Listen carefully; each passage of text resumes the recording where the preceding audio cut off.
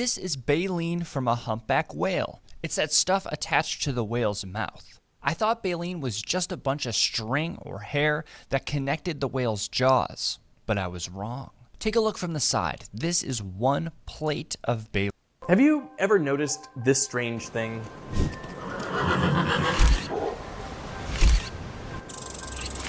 Did you see it? A horse, a dog, and a squirrel. I'm trying to grow crystals of root.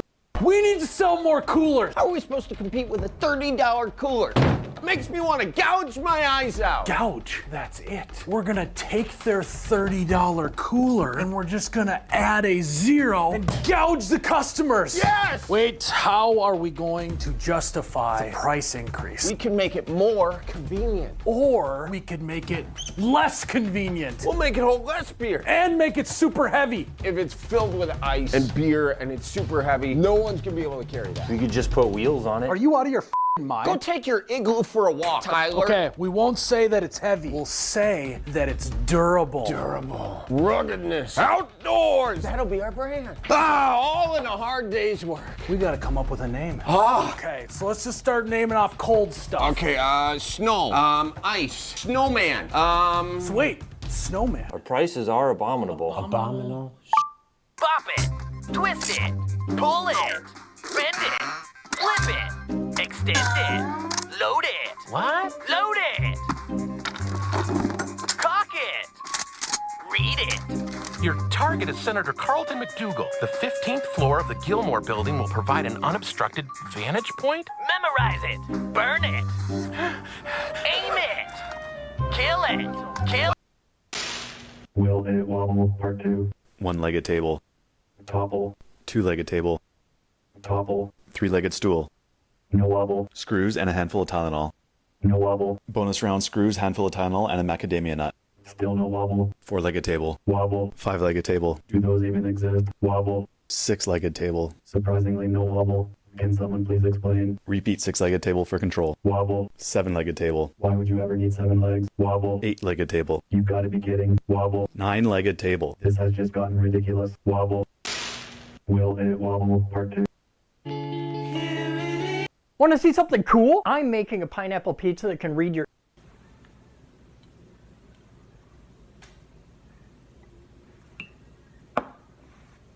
Most of the Hitman kills that people call fully legal are still totally criminal murder, but I found one so legally bulletproof that even a direct eyewitness couldn't put you behind bars. While there are tons of targets that you can kill by removing a single screw or plopping down a banana peel, those are still crimes, guys. However, there is one kill that has such an airtight legal defense, the game itself doesn't even count it as your fault. In the Hitman 2 level Haven, this lad is dying to take a dip, but keeps getting cold feet from... Want to see something cool? This is a lock chain. If you've got anything from a power plant... I would just throw the bottle away at this point.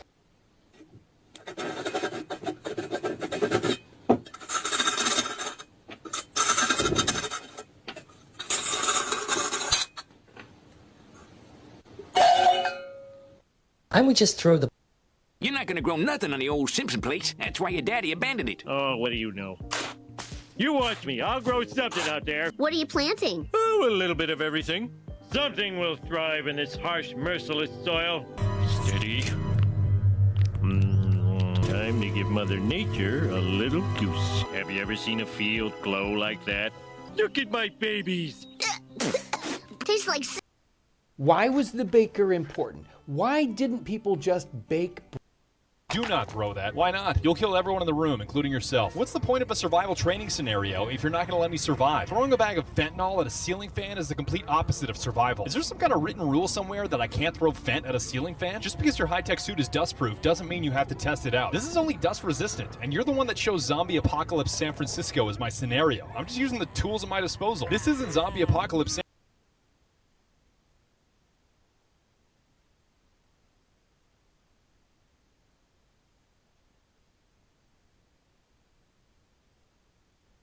Howdy, howdy. Hello, everybody. Oh, how's it going, peoples? Last time we set up the sticky notes of all the different horror I want to go through. Kind of want to do angel hair, because I know nothing about it. I know there's new Monument Mythos, but I don't know how connected it is to the previous stuff. I haven't seen these. Footage of the final Trump rally. Alcatraz always. Is this my Alcatraz? is it related to my boys, Everett and everyone? All the other Cothnauts in the program are liberals.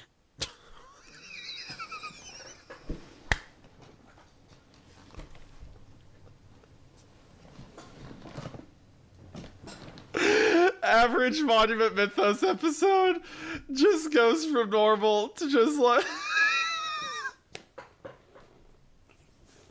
in our deep underground subterranean extra dimensional exploration team, they're all a bunch of libs working for the man. Monument Mythos is so much to dive into. All right, let's do Angel Hair. Everyone keeps telling me to do Angel Hair. Do I just do the playlist? There's 24 videos, but they're each like, what, 2 minutes, 3 minutes, 2 minutes, 3 minutes. Is the first video that was posted about Angel Hair. Yes, remembering Angel Hair, and then the series starts. Okay, I'm just gonna trust the playlist. What? I'll believe it's true. So I've been told that Angel Hair is supposed to be like a kid's Bible cartoon. That's the premise. Our time as a child tends to be forgotten. Somehow we left behind. This is Monument Mythos music. Never forget you. Oh, guardian angel, please hear me, I pray. The special request I'm making today. Don't send me this. Okay, so the anime already. Like this. I remember as a kid, man, you all aren't going to get this. A lot of people won't get this. That when I was a kid in church, I was always in Sunday school rooms where there was always a VHS player in the corner. It was always on like a rack, like facing down to where the kids were. And kids would be playing with their toys, eating snacks or whatever. And there would always just be something on the TV. It's normally like VeggieTales or maybe like some Christian thing, right, in church. And most of the time it was like dollar store level quality, you know, like it would be like, oh, just some animation they found. Like nothing super popular, nothing you would probably find outside of that setting. Like it wasn't stuff to a lot of critical acclaim, but it kind of creates this kind of fog of what did I see as a kid. And this kind of animation style, like this is very, very reminiscent. Interesting. Hold on. Hold on. Hold on. They might be cooking. I saw some religious stuff. Hold on. A door being shut. Ephesians 6:10 through 18. Ephesians 6 is the whole armor of God, right? Yeah. Finally, my brethren, be strong in the Lord and the power of his might. This is just the armor of God verses, yeah. The breastplate of righteousness. Shield of faith, yeah. Come remember with us. These Patch Productions. My name is Angel Gabby. What's yours? That's a beautiful name. It's wonderful to meet you, and I hope we can be friends. Gabby like Gabriel, yeah. Alright, I'm in. Alright, it's like a kid's cartoon. It's got religious imagery. I'm sold. Alright, first of all, to be nice, subscribe, as always. Alright. Found something. Childhood memories are spotting and few. Yesterday I found some. This is Monument Mythos music.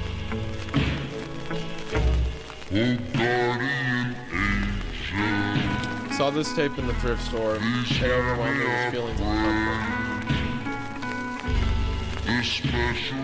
The show was my comfort and I escaped. I put in the tape, it wasn't the same. So last night I dug up over copies. That's very okay. So the presentation of this is already very Monument Mythos. Not only the slowed down old timey music, the way the text pushed from the back to front of the screen. I felt like that was a Monument Mythos move right there. I wonder how much inspiration was taken. so I can show you. Yeah, she said I can show you. Angel Gabby. Oh, Angel Gabby. This looks just like a bunch of the old, like, tapes used to be on, like I said, Sunday school.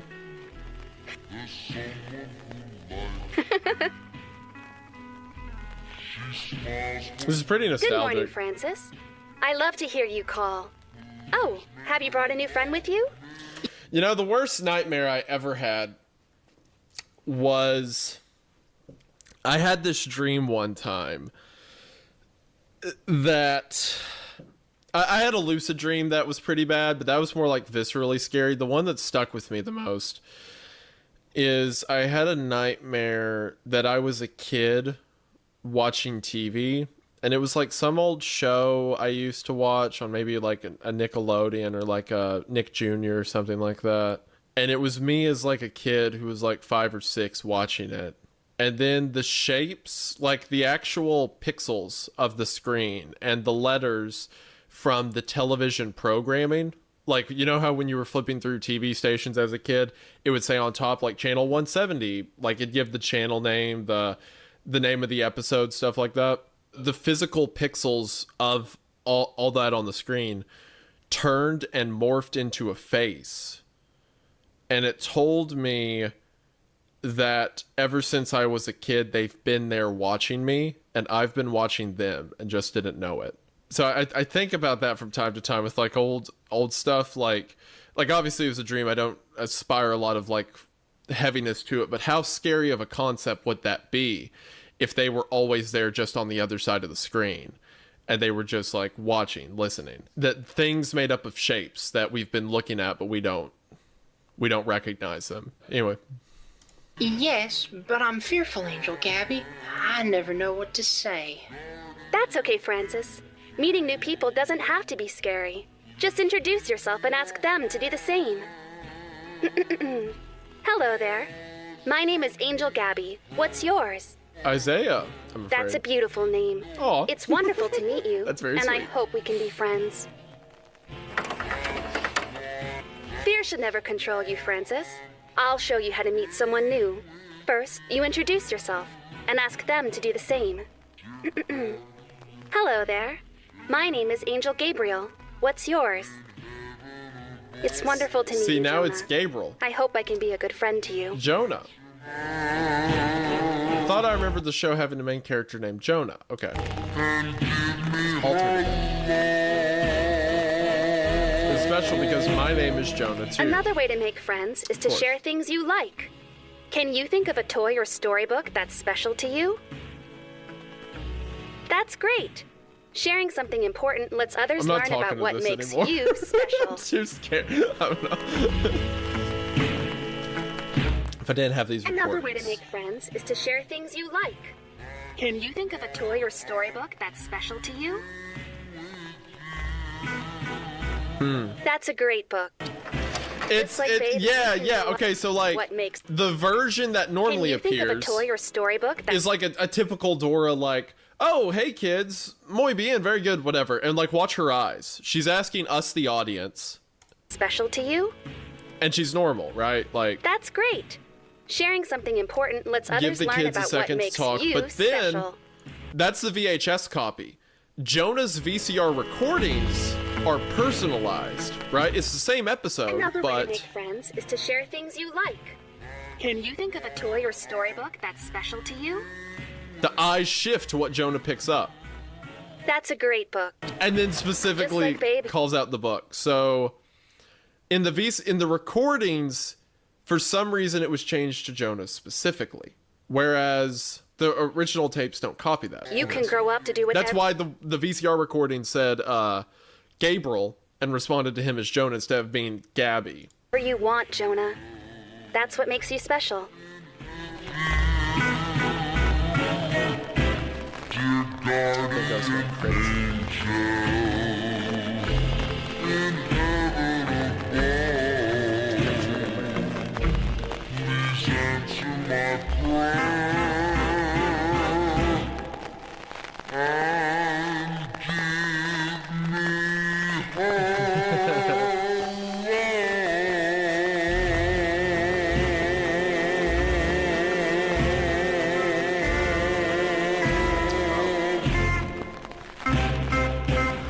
Okay, yeah, like I said, I'm bought in.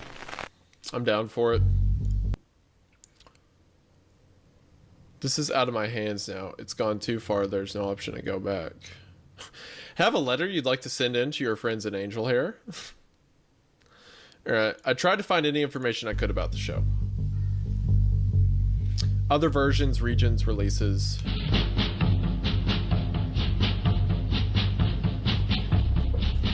The distribution company repackaged old kids shows but went bankrupt in the late 90s. The original publisher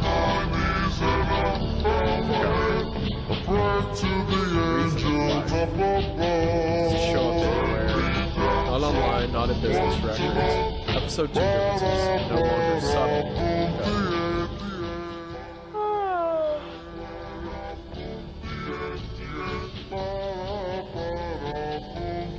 It's a beautiful day, Francis.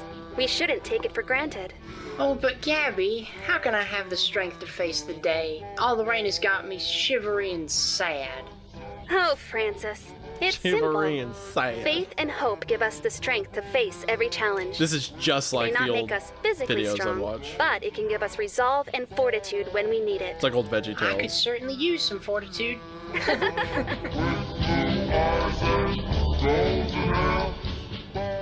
The sun is warm sometimes, Jonah, but you shouldn't forget the moments when it burns you. Oh, but Gabby, how can I have the strength to face the day? All the rain has got me shivery and sad. You will need strength to be resilient during times of comfort, and fortitude to be brave during times of heat. I can show you how to be Certainly stronger, use some fortitude. even though you're so small. This is pretty good. This is pretty good. The idea that like before the kid could understand what was wrong with it, like it's just speaking. Whatever entity is inside of the cartoon is using the characters to speak to him specifically, like by everything else. You're gonna need fortitude. The sun's important, but it burns. Like, I'm in. This has got me hyped. This is so good already, man. Because it's not outright like jump scary, right? It's not like horrifying in that sense. It's kind of like, what if that memory you had wasn't quite right? What if something about it was a little different? What if something was trying to talk to you all the way back then, years and years ago? But the path back to my home. How will I ever cross? Oh, despair. You'll never cross if you give in to despair, friend Francis. Let's follow the stream and look for a narrow I like crossing. showing the VHS in the This will recording. do us a lot more good than surrendering to despair. I see, Gabby. This hope is giving me a lot of strength.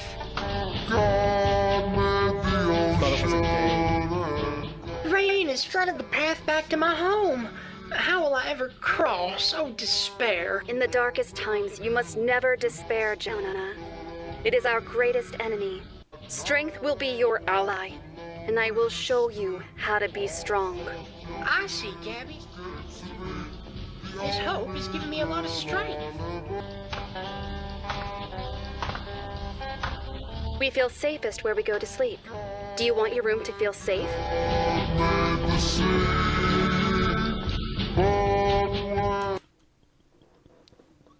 Absolutely not.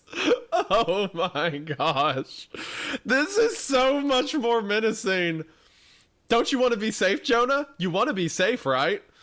I thought it was luck that she always knew what I needed. First, let me show you how you can be stronger than your enemy. Like David's little pebble against Goliath, this little chair is going to be stronger than anyone who comes to your door. If we put it backwards like this, it will be like your own lock and key. Look at that! It's so strong. Now let's get in the closet. The dark can be scary, but it can also be peaceful.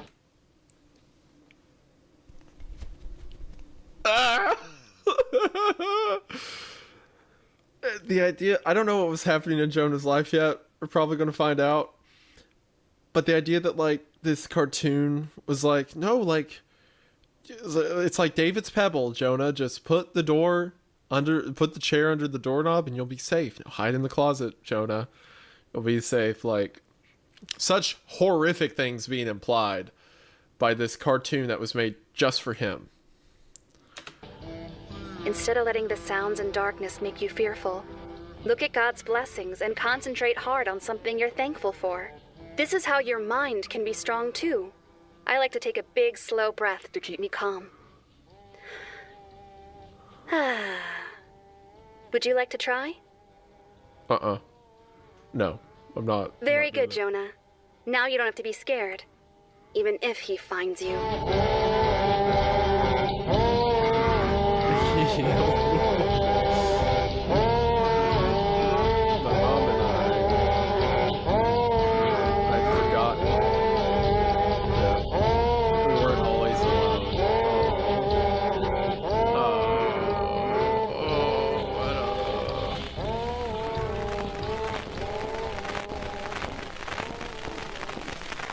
Man, that's good. that is a great, man, out of the gate, the pacing, the everything, just yeah, this is giving pen pal vibes all of a sudden. Everything I do gets here somehow. It always comes back to child abuse. Your words have not fallen on deaf ears.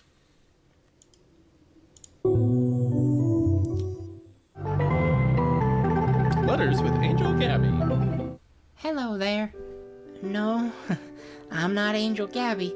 She's busy. What's his today, name? So I like him. I have the privilege of answering your questions on her behalf. This depressed honey badger. I sure hope I can do a good job for y'all. I like him. What's his name? All right. Our first letter is from Bleeding Heart Doves. She asks if there are any other angel hairs. Hold on, wait, is this what? In the previous one, the description said if you have a letter you would like to send. Are these comments turned into videos? That's so cool. Busy.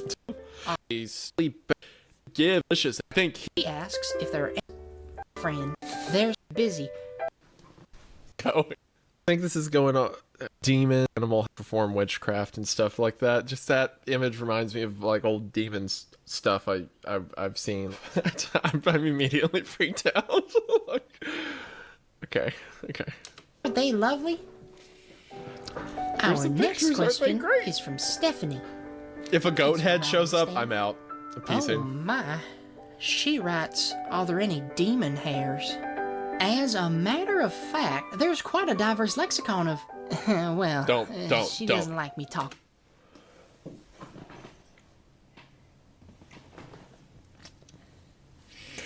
Was that a goat head? Or is this a stag head, a deer head, and a rat? Yeah, this is like a rat's head, and which is like the imagery that like demons appear to people in the Bible. They're always animalistic. Well, she doesn't like me talking about all that. But sometimes, when Gabby and I get a little giddy together, she'll tell some stories. I sure wish I could share more. This is immediately like this is targeted harassment. Okay, for those who don't know, the people who made angel hair, or the person that made angel hair, knows me because they did this. Now there's one commonly accepted theory for what happened to the boys, and I'm not going to go with that theory. As a matter of fact, I have my own theory that involves some people who are still alive. So to just underline the whole video now and get it out of the way, everything I'm about to say is satire, irony, pre and post irony in Minecraft, as a joke, and most importantly, not real. So that's fun. That's fun, right? I appreciate it. I'm glad they like the channel, but they know me. That means they have heard my videos and streams and whatnot where I've gone on for hours about how I take demon stuff very seriously. The depictions that freak me out are like animalistic depictions because that's what the Bible has of them. How I don't like stuff to do with like witchcraft and how demons disguise themselves as angels and all that and whatnot. So this series, I'm gonna make it about me. I'm gonna make myself the center of attention and say I'm scared. I don't like it. I don't like it.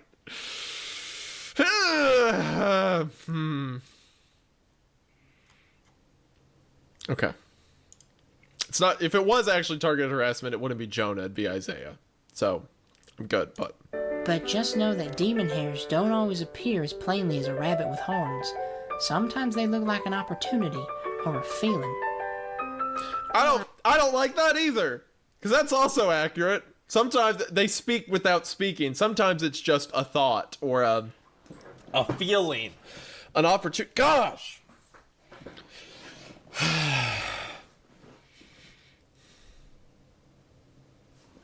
I'm sure glad you. This is gonna stick with me for days. I'm gonna like be thinking about this. Steph, and Gabby sends her love. Keep writing in, friends. Gabby loves to hear you call. Goodbye.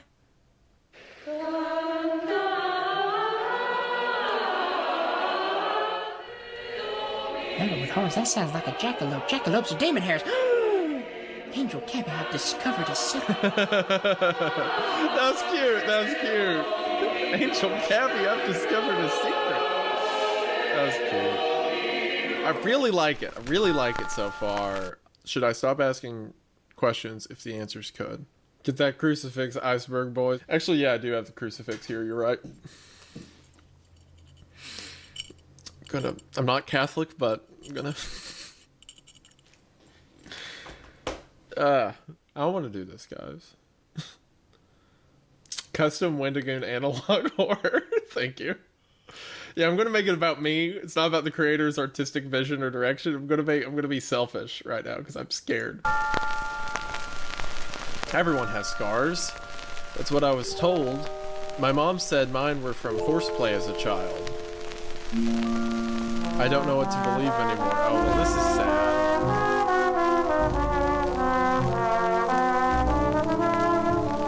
And I know I won't stop digging until everything's clear. She wrote character mid-show. I'll feel safer with this, the way you wield that sword. These are nice props to demonstrate God's armor. But remember, Francis.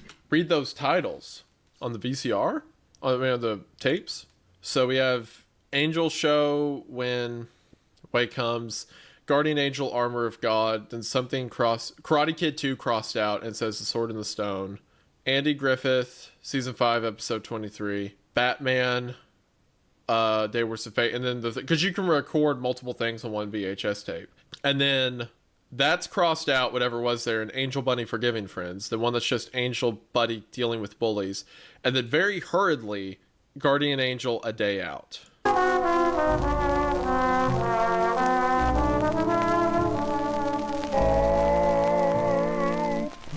I'm 15, thanks for clarifying. You're welcome. I'll feel safer with this, the way you wield that sword. These are nice props to demonstrate God's armor. But remember, Francis, the real sword of the Spirit isn't a... Hold on, I think I remember all of them. Put on the helmet of truth, the breastplate of righteousness, the shield of faith, the sword of the Spirit. No, sorry, not helmet of truth. It's loins of truth, the helmet of righteousness, shoes of peace, I think. Yes, I think that's all of it. I'm pretty sure. Having done all to withstand in the evil day, having done all to stand, yeah. Weapon. Ephesians says it's the sharp wit and powerful depth of his word. Oh, good. I'm no good at fighting actual battles.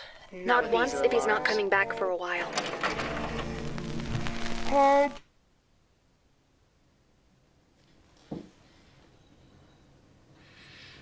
That's really sad. Now I feel bad because it's like it was a kid who was being abused, which is the most horrifying condition I can ever imagine, right? Like a child. So not even a child isn't only incapable of defending themselves, but they're incapable of understanding why it's happening to them, right? It's just it's so tragic. It just, gosh, the futility of that, like the cartoon, which I don't know yet if Gabby is like a demon disguised as an angel or an actual angel, but Gabby being like, not if he isn't coming back for a while, like not if you're safe for a minute. That's sad. I really hope Gabby is good. I hope. I don't know. His word. Oh, good. I'm no good at fighting actual battles. Not once if he's not coming back for a while. Watch, Gabby watches him leave the room, see? When the dad leaves. Oh, good. I'm no good at fighting actual battles. Not once if he's not coming back for a while. What's she watching? Jonah, you're a very brave and very special one of God's children. No, it's all right if you weren't listening. Do you remember what we decided to do if you're ever afraid? I want you to take that off the table very carefully, only holding the handle. It might be heavy. Use both hands. Can you hold it up so I can see what kind it is? Must have talked to her for hours. Or do I not remember? Now that we've got the pieces apart, let's think of somewhere to hide them where nobody can use them for harm. No, Jonah, not the kitchen. A lot of people hide things in the kitchen and there's too much traffic for it to be safe. No, not the toy chest in your room. It would be very incriminating. We can learn that word later, but it could get you into trouble.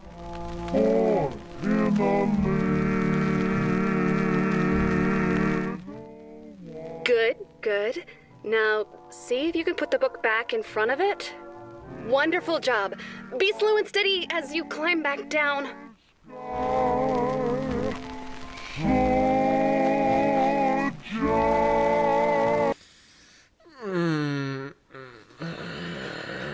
Gosh. It is like, this is such an effective horror concept. Like, the thing in the TV was my friend. It was trying to help me through this situation, right? But like, just the gravity of what's being described, like this young, like the TV character's teaching the kid how to take a gun apart so that dad can't use it, right? Like, oh man, it did break me up a little bit when she said, you're a very special one of God's children, or God loves you very much, whatever she said, because it's like,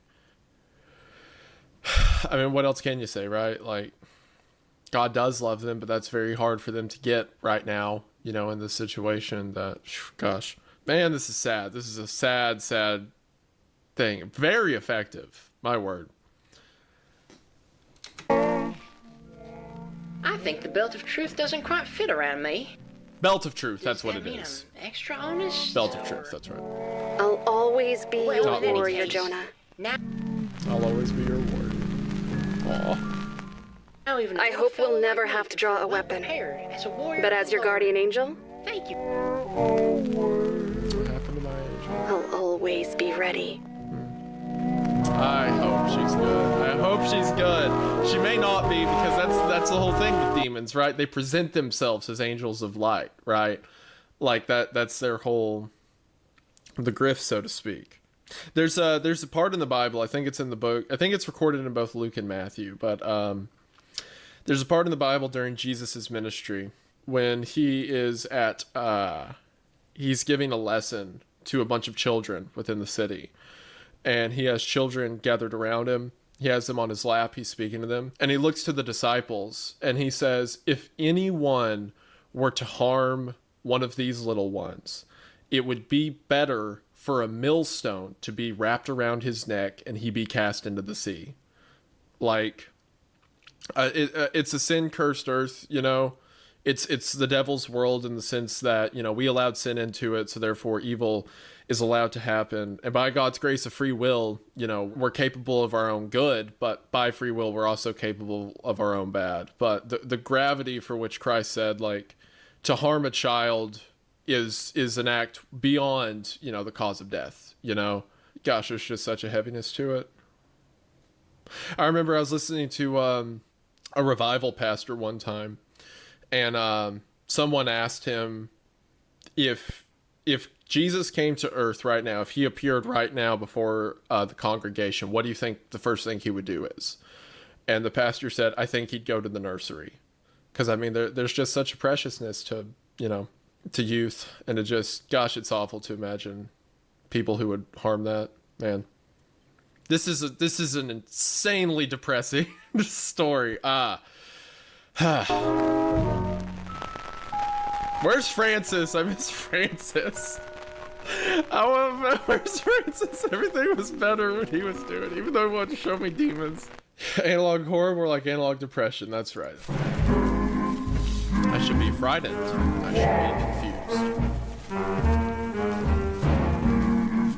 There is only calm Although I love And a you, sense of dread that it's something happened. That something tore us apart. I won't be waiting when you call. I'm sorry, Gabby. I was scared you'd be mad at me, but I shouldn't have lied. No, you shouldn't have. It hurt my feelings that you would take one of my angel feathers, but it hurt me so much more that you would lie about it, Francis. Will you ever forgive me? The Bible tells us to forgive, but Proverbs 19 also warns us about the consequences of lying. Do you think we should forgive Francis now that he's apologized? We should? Yes. That's very nice of you. It shows a lot of courage to be merciful toward others. Francis, I forgive you. That's so kind of you, Gabby. All of the like little kid stuff I'd watch in Sunday school is all like this. It'd always be like, oh, a character does this to another. Should we forgive? Should we learn? Well, what does the Bible say about forgiveness? And like, this is also super nostalgic. This was targeted. This series, it's like me watching a Ryan Gosling movie, and he's literally me. This is literally me. That's so kind of you, Gabby. We meet Just like a completely different person. I thought I saw something flash. I'm sorry, Gabby. I was scared Excuse you'd me. be mad at me, but I shouldn't have lied. Honesty is important, Jonah. You should always tell the truth. If you know you're going to be in trouble, you should create a truth for later. Will you ever forgive me? Go to a friend's house when something bad happens, and you won't have to lie about it when they ask you later. They are going to ask you what happened, Jonah, so you have to make sure you're gone when the time comes. We have to make sure you only have truth to tell.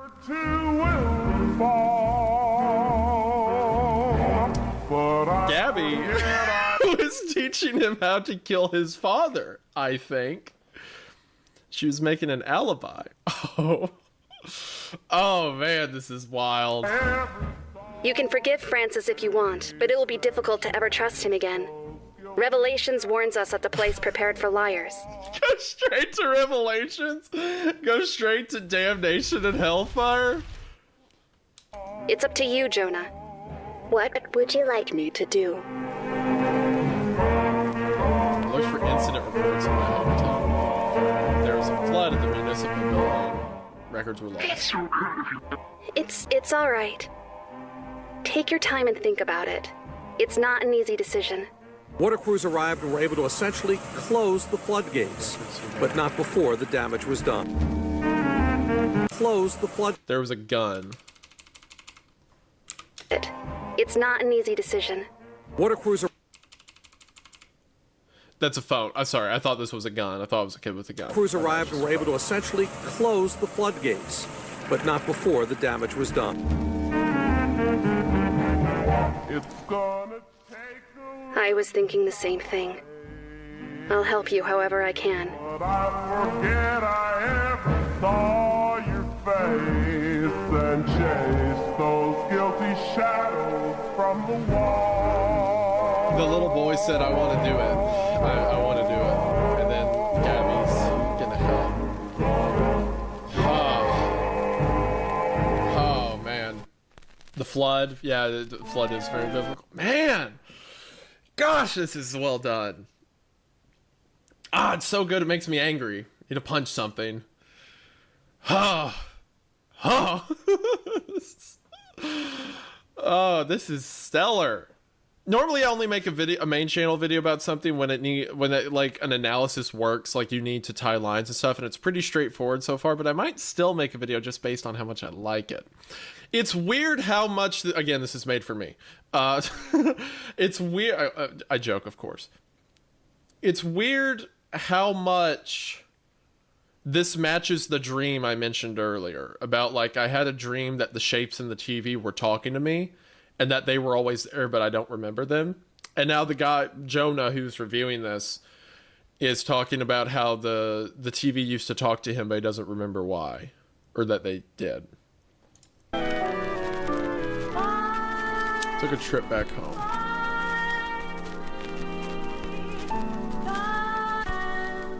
When we first met.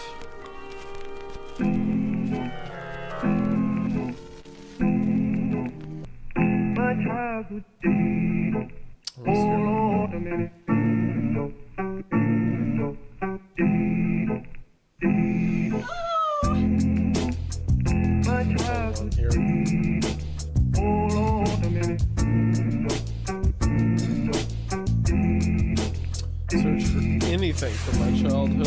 didn't expect to find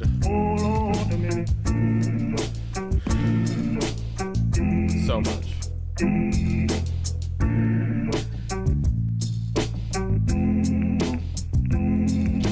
Oh, he was really into Some angel children hair. may break many balloons, and the experimenter may try to find out whether he feels any guilt about the destruction. When the wind blows, the cradle rocks, the bow breaks. Thank you for reaching out to Upstate Broadcasting. We appreciate the time you took to select materials and write your letter, but we can assist with your request. The show in question has not been a part of our program block for some time, and now our current team was not around during its run.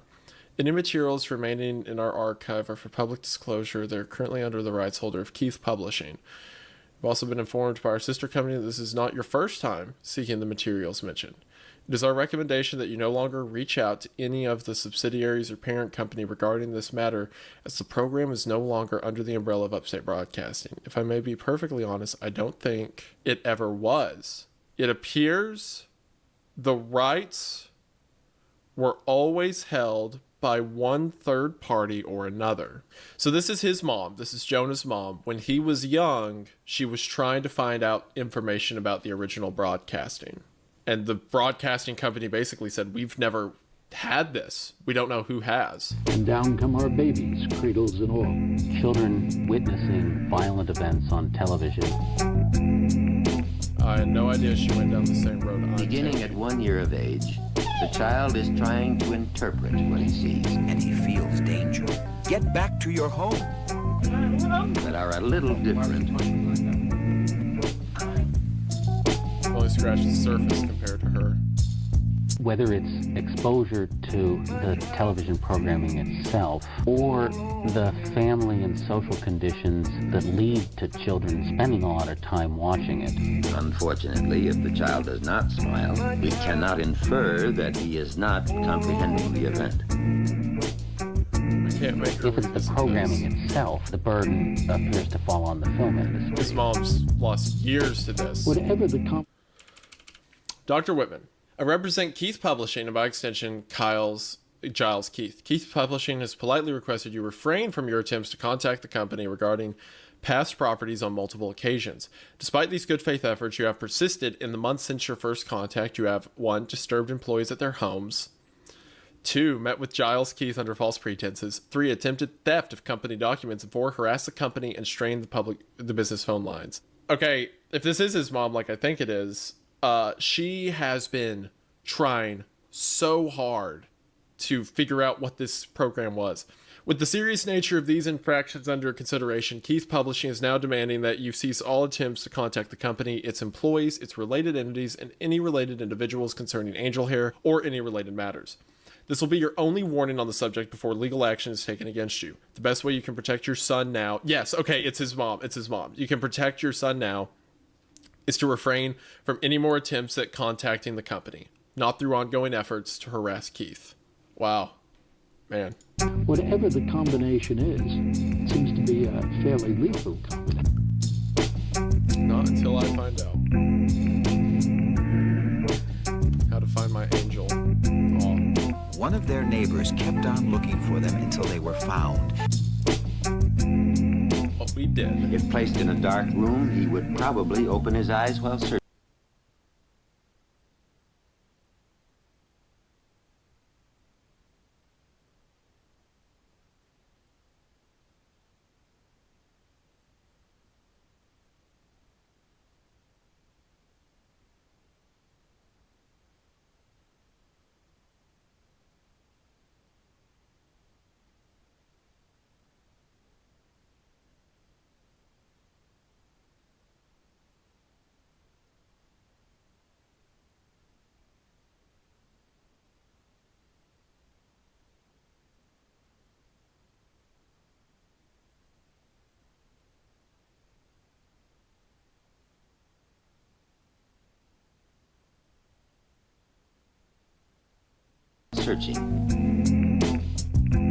Enough pieces to figure out the past. I have to take this into my own hands. Here now.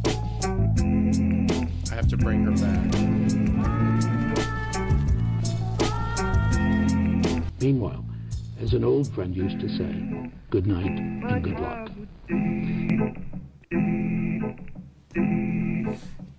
I love this. This is so good. Never, never hide.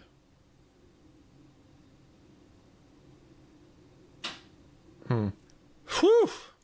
Oh no, more letters. The last letters are the ones that messed me up so much because of that stupid imagery.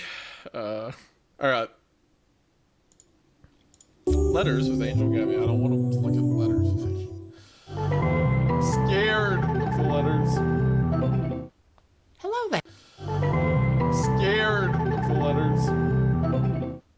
Hello there. Oh, Francis, I'm afraid hi. Angel Gabby couldn't be here today, but she's so thrilled with all the mail that's come in. Hi, Y'all Francis. are really writing a lot.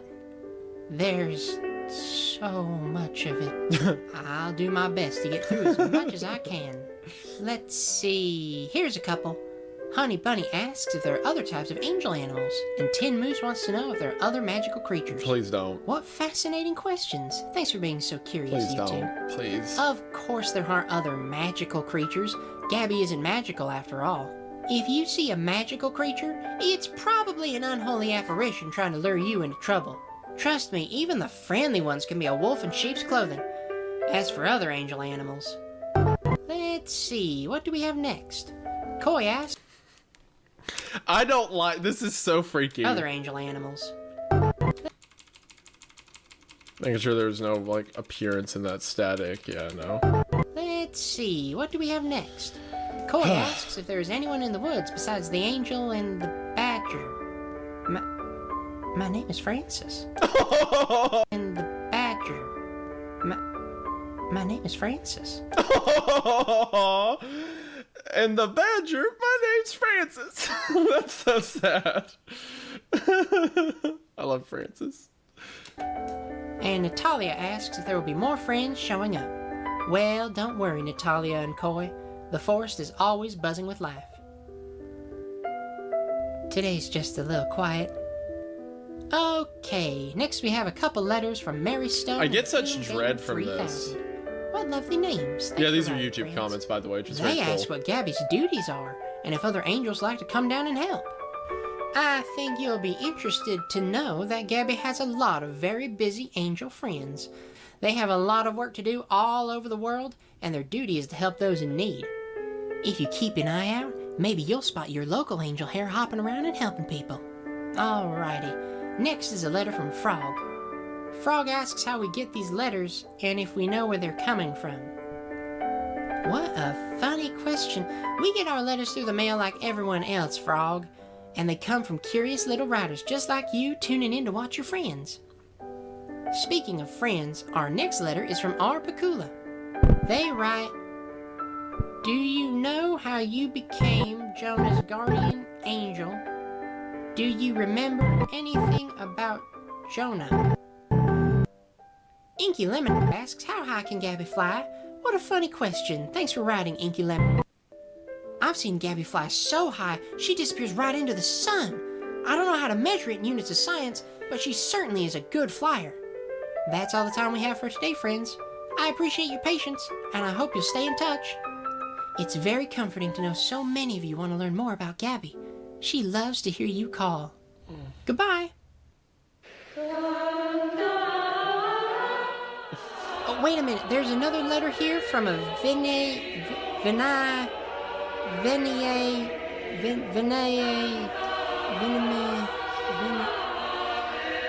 Never mind, I can't pronounce it. The joke there is that the name he was trying to pronounce was, that's Francis's voice actor. Francis can't pronounce his own name. To know so many of you want to learn more. What is this at the bottom of the screen? Is that supposed to be the window that's blocked out And I now? hope you'll stay in touch. This letter. Look at the window. Well, don't worry. Nick. Always and the ones can. If you see a magic. Yes, okay, that's the window just at the bottom of the screen. Okay. Goodbye. I thought it was something like rising up. Man, I was like, this is gonna be bad, this is gonna be bad. Gabby, I asked this. What did you do?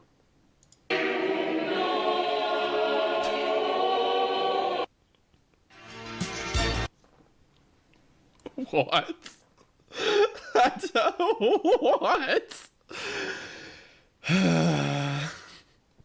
I can't have any peace. I feel I'm falling apart because I know. My recording's first. That's a lovely drawing, Jonah. Our broadcast was how she started. That's silly, Jonah. People can't fly. Don't worry. We can stay here as long as you need me to. It's all the same, but I'm going to live stream an episode. I hope you're having as much fun as I am.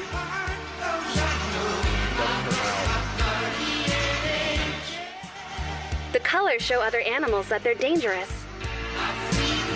Part of me is desperate for this to not work. We can be dangerous too, Jonah. Oh? We can keep them away with just our banner. Okay, this is the first time. Movies do this thing all the time. Horror movies, especially. They always do the thing where it's like, I need to let it out. This demon in the book or this spirit, I have to let it out. I need to let it out. And it's always like, you always assume there's some level of insanity to the protagonist for doing that. Like maybe it's possessing their mind. Maybe they've lost it, whatever. This is the first time, not the first time, but it's one of the first times I can remember hearing a character say like, oh, I need to let Gabby out. And it makes sense to me because he doesn't remember what happened, but he thinks Gabby was there to help him. So if this is a real entity, it's one he'd want to have back. It's one of the first times where I get him being like, I need to get Gabby back. And it's not just like he's gone crazy or whatever, right?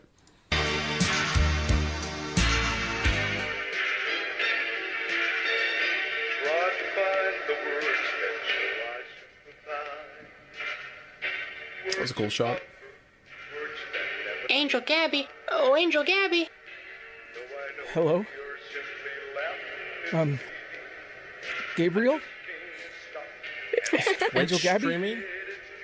He's streaming Good an morning, episode Francis. to try to get her to I'd talk. love I to see. hear you call.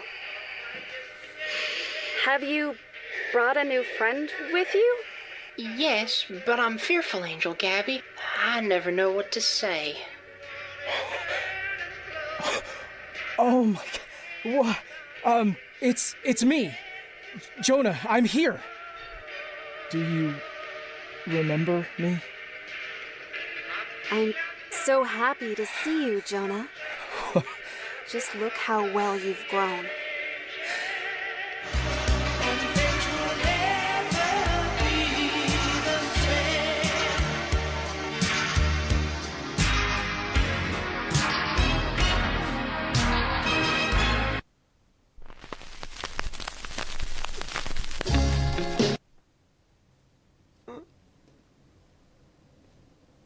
Wait. hold on. I need to think this one through. I don't. Yeah. It could be a very happy reunion, but I don't feel something's giving me the heebie-jeebies here. They spent years together. But by how much his mom was obsessed with Angel Hair, to all these quick shots of conversations, like long conversations they're having, right? That's a lovely drawing, Jonah. That's silly, Jonah. People can't fly. Like this was a friend he knew for years, right? And then she convinces him to kill his father, right? Supposedly, that's the idea. And then he finally gets to talk to her again, and this is her reaction. New friend with you? Yes, but I'm fearful. Even in the first one where we saw the objective recording where she wasn't talking to him, Gabby was like, oh, is this your new friend? But now Gabby's like, oh, is this a friend? And then watch. Angel Gabby, I never know what to say. Look at this. Oh my god. What? It's me. Jonah, I'm here. Do you remember? Look at this. She now knows it's Jonah, and there's like despair.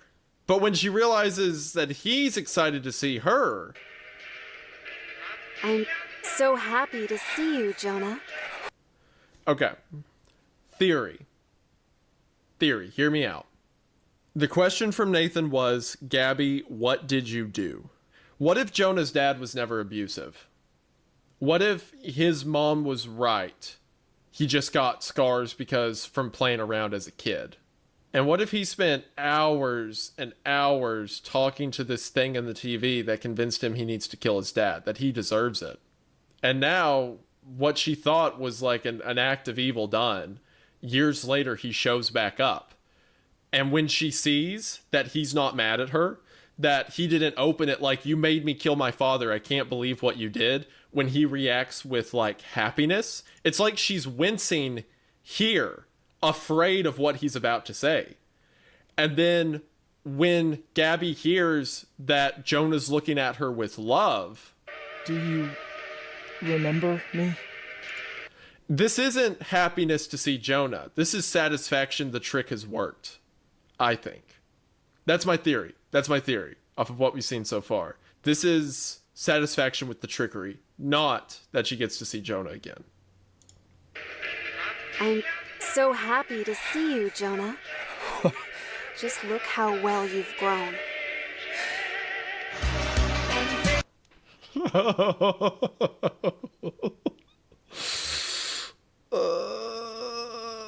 Now, I want it to be happy. I want myself to be wrong. I want this to be... Hold on. I want this to be a figure who saved a young boy from an abusive parent and is now like, you're back, I get to see you. I want that to be what happens. So happy to see you, Jonah. Because that's comforting. Just look how well you've grown. But I don't think that's where this is going. I don't think that's where this is going. We have had too many hints. Francis, the demons don't always appear as they should. Sometimes it's just a thought or a feeling. And then like, oh, well, they look like the good ones. You know, maybe they'll even pretend to be a good one. There's too many signs, I think. It's my theory. The Mangan sisters, however you pronounce that, Mangan sisters, you two. I'm obsessed. I have a new hyperfixation. I'm 6 tapes in. I mean, more counting the letters and stuff, but I'm 6 tapes in, and I am there. I am down to clown. And then look at this at the ending.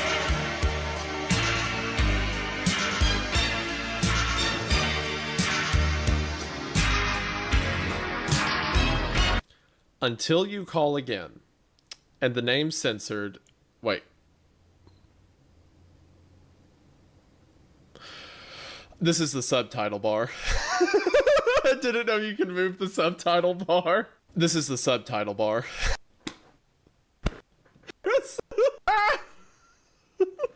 Yeah, I know, boomer. Yeah. Oh, you can touch it. It's real. Gabby's real. Okay, ignoring what I just did. Go back. This. The black ears. The black bunny ears. That's gotta be something. Right? That's gotta be something. Alright. The Easter tape. Okay. How did you celebrate Easter, a child? If you did, decorating or hunting? Hunting? I don't know about that one. Aren't things so perfect with Gabby right here? Always available at the call of a live stream.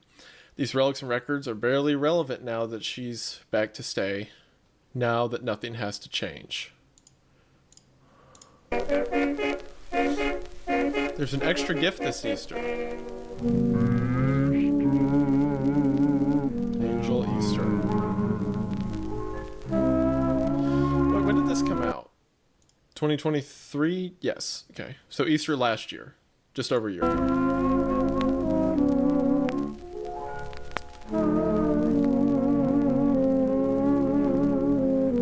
Angel hair Easter.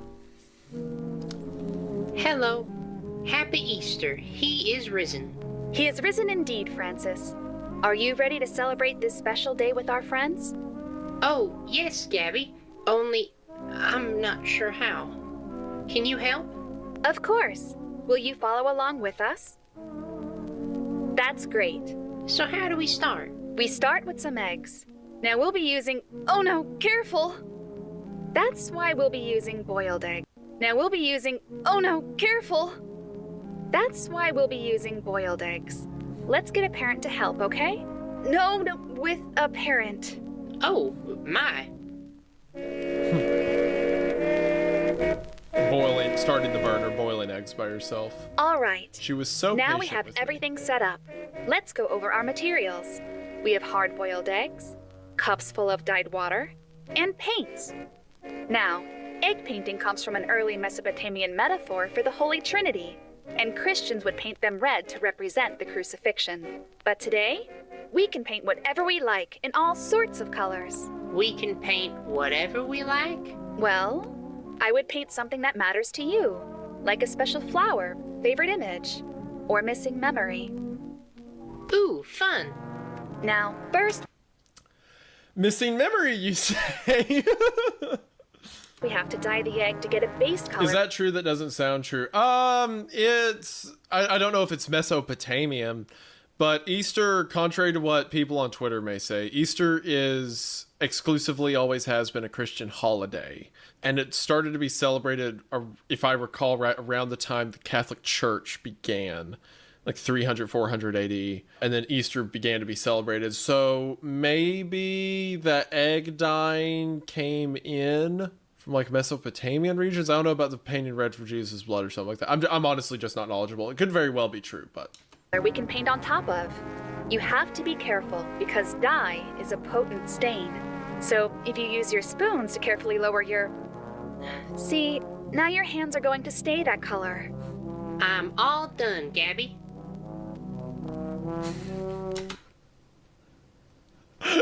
Francis, calm down.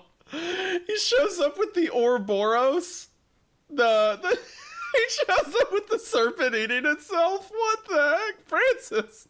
We were not even talking about this. This horror series was not about that. You just introduced that.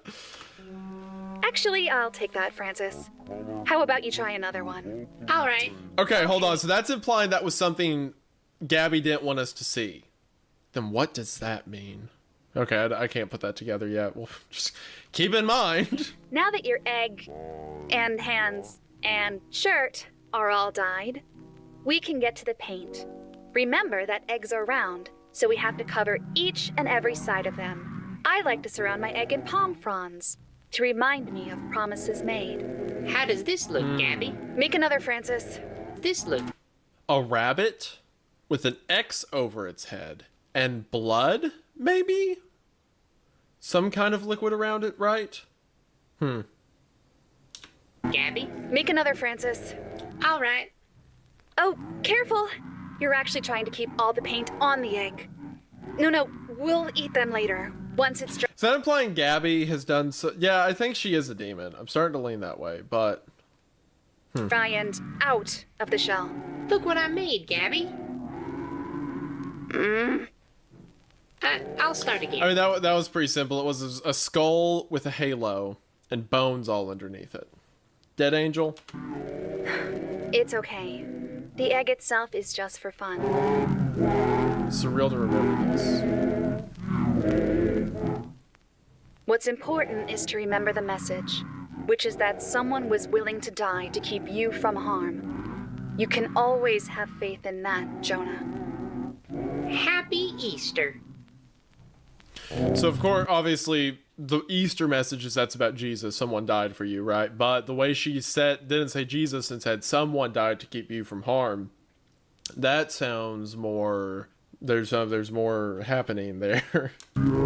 Wait, we've never been explicitly told that it was his father that was abusive. It could have been an uncle or some other entity, right? Maybe his father died protecting him from whatever it was, or I don't know. We'll see. I want to share it with her. Angel Gabby. Oh, Angel Gabby. We can laugh about it together.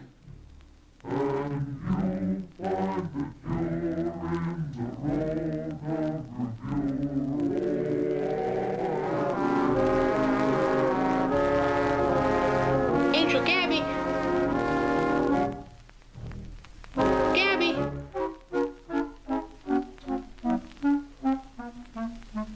Angel Gabby. Oh, Angel Gabby.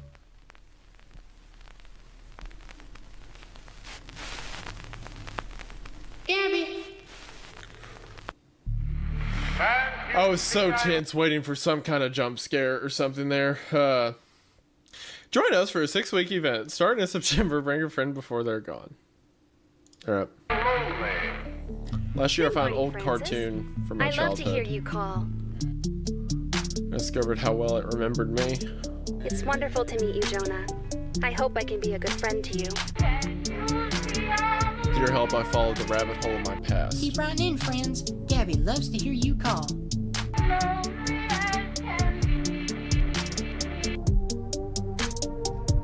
What was that rabbit? What was that giant rabbit fighting people? Oh, I saw a flash or something. What was that?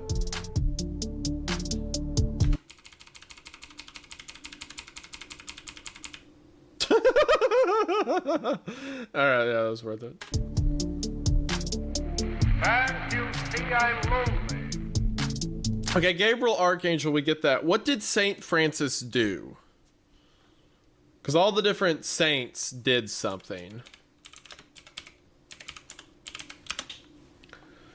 Saint Francis of Assisi was a Catholic friar, lived a life of poverty, canonized in 1228.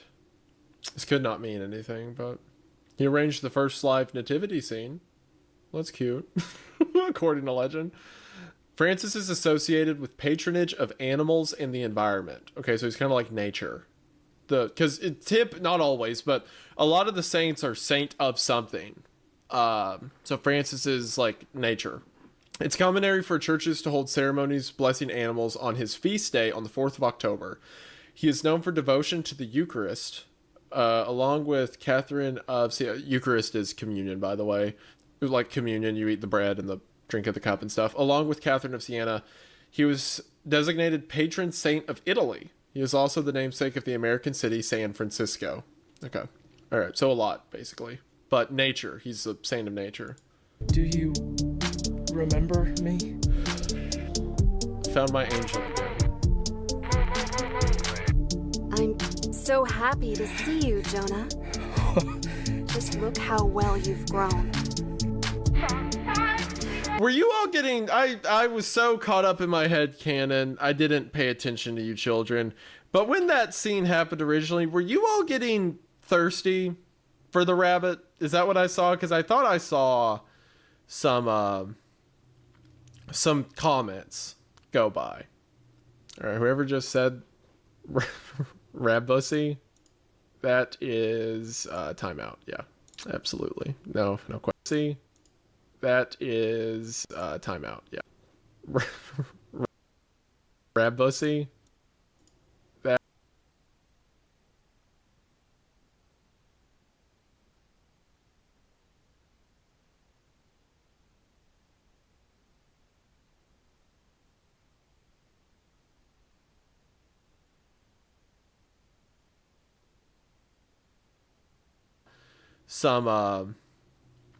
Some comments go by. All right, whoever just said Rabussy, that is timeout. Yeah, absolutely. No question there. Someone just said, no, like just like garble noises. It's fine to think it's a cute rabbit in the way you would think a rabbit in real life is cute, or the same way a baby would be cute. That's fine.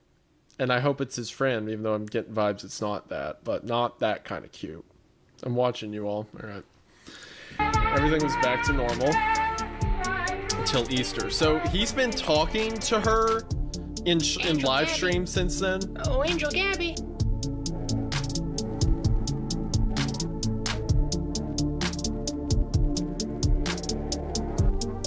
Angel Gabby. Oh, Angel Gabby.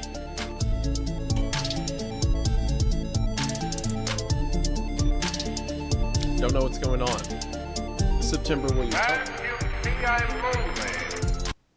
Oh, so that was... Okay, so what I think happened... They make the original 6. They do pretty well. So the Will You Be there is saying this September, new episodes coming out. So that's what we're watching now. I underestimated my worst fears. Do you have a letter you would like to send? Yeah, so they do more bonus letters. Okay. Monday. We'd been talking every night, so they have. It was just like before. So he's been talking to it. Those who seek strange spirits often find them. Perfect escape. On the shelf Wednesday till the dawn come. By myself. His devotion is continuing. She was all I would ever need. Friday is my day. After Easter, though, she was gone. On Saturday, Angel Gabby. Gabby. Oh, Angel Gabby. My angel, my peace, was gone. There was no warning, I could endure no the sign. week to the end, and I'm sure the days I spend wouldn't be lonely if I So I've been streaming on loop non-stop. But I didn't ruin it somehow. Hoping she'll reappear.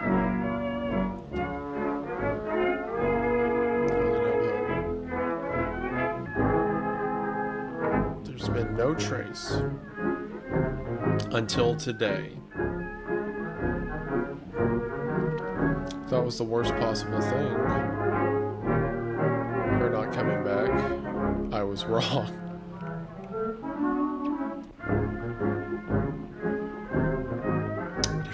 Oh no. It's worse. I don't like it. I don't like it either. Whatever it is. Him. Hello, friend Francis. I love to hear you call. Could this be the same him from his childhood? Because remember, all we've heard his abuser described as is don't let him in, right?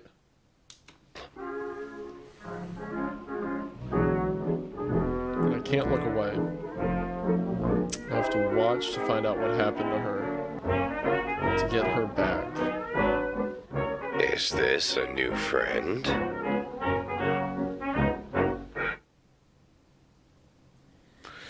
Immediately. I mean...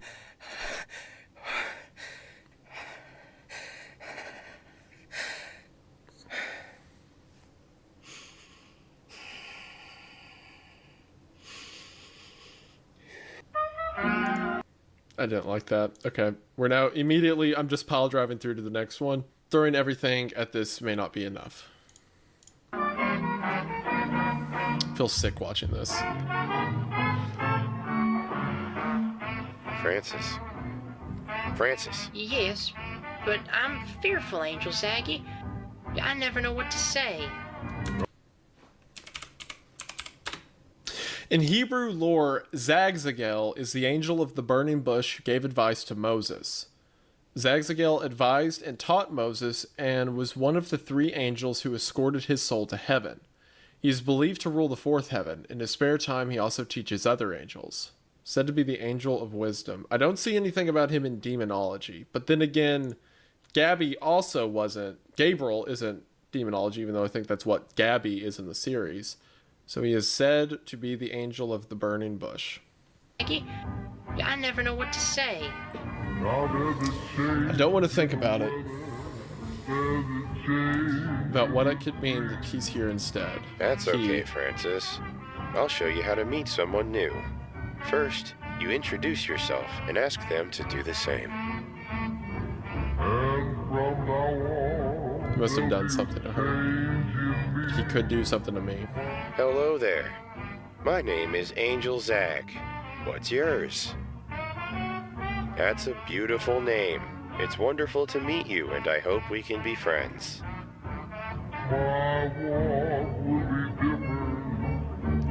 Afraid because I know he can see me. Another way to make friends is to share things you like. Can you think of a toy or storybook that's special to you? So I'm playing along. Gabby is special to me. Sharing something important lets others learn about what makes you tick. Nothing about me is the plan. It's a beautiful day, Francis. We shouldn't take it for granted. Oh, but Zaggy, how can I have the strength to face the day? All the rain has me shivering and sad. Not get distracted. He keeps changing the script. Not to get distracted, we'll come It's back. simple, Francis. Respect and penitence gives us the wisdom to face every challenge. Interesting. So the original is that you're supposed to, whenever you're afraid. It's simple, Francis. Respect and penitence. You're supposed to have faith and hope, but he's saying respect and penitence. Be afraid of what's there and suffer for it to get what you want. Gives us the wisdom to face every challenge. It may not make us obviously wise, but it can give us common sense when we need it. I know he knows. I could certainly use some fortitude. But I'm running out of options. If I try getting him to respond, I know you can hear me. Let's start on the path back to your home, Francis. With all this rain, there's a chance the way is washed out. Just ignores me. How will I ever cross? Oh, despair. You'll never pass if you give in to despair, Francis. If I try to pause the show.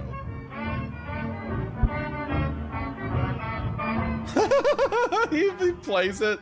I am scared. There's one more thing I could try. Okay, so whereas, just to make him stop, so whereas Gabby was expressly kind to Jonah, maybe because she wanted something from him. Let's not make everything she does altruistic. Maybe because she wants something from him. Zaggy is purposefully violent or like strict in his tone. I'll end the live stream or the live broadcast. Let's follow the stream and... You're the one airing this? You aren't at a TV station. How are you doing this? Are you able to record? Why did you put the show back on? Are you with Wreath?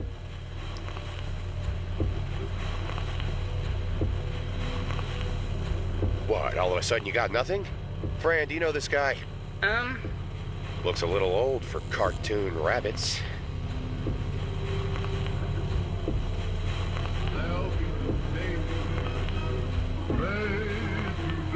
At first with Gavin, what did you bring I came to find her, genius. What are you doing? That's cool! That's awesome! The character within just thinks that it's a kid watching the program until he says I'll end the, or an adult watching the program until he says I'll end the live stream. And he's like, wait, I've been summoned back here not by a TV station again. It's you doing this? What? That's so cool! It's you doing this? Until I first Toon rabbits.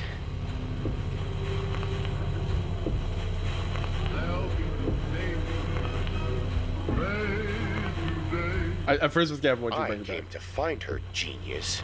What are you doing?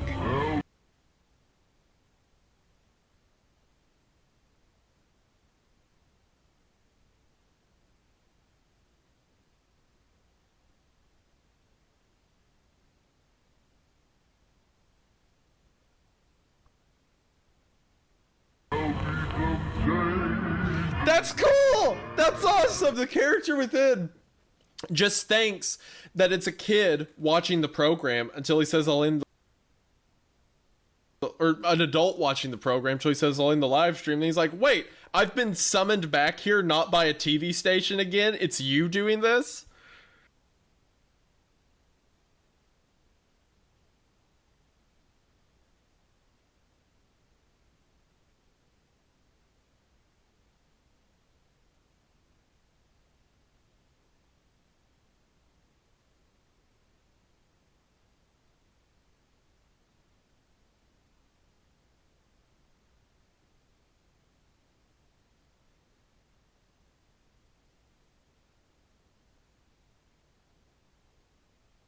What? That's so cool. That's awesome. That was great. The voice acting's stellar too, and like the animation, everything, that was good. Let's follow the stream and... You're the one airing this? You aren't at a TV station. How are you doing this? Are you able to record? Why did you put the show back on? Are you with Wreath? And Wreath, the original production company that was putting this stuff out. Sick. Okay. Just goes so hard. I love it. All right. Bonus case, first files. What is there to do but follow? Thanks to all your questions. Do you have any letters?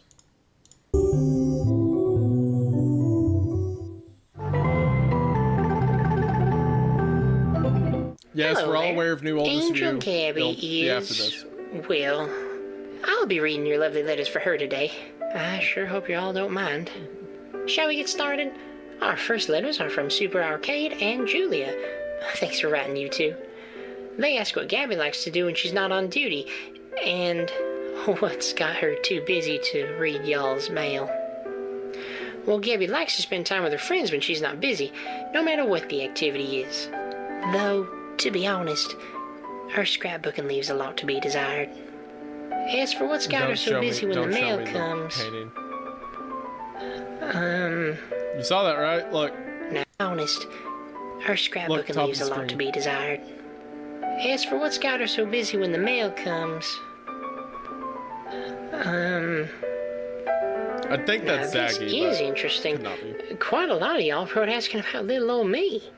Callan Dulles, Magic Quill, and I wanna Fidda know Sealman about you, are all Francis. curious about how Gabby and I got to know each other.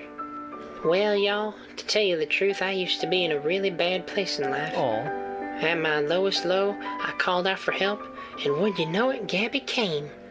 I've been calling her ever since. Anyway, I've got a letter from Carol O'Andrea here that asks what Francis does for a living. Thanks for writing, friend. I'm an actuary. Our next question is from... That's great. Ivan Blue Cool. Gabby appreciates your letter, Ivan. They want to know if every angel gets their own sword. Isn't Gabby's arsenal impressive? Though I'll tell you, the sword isn't her only weapon. Angel hairs have a vast set of tools at their disposal to ensure they're equipped for every challenge. Here's a little sketch I made of the tools she used when we first met. Ain't that neat?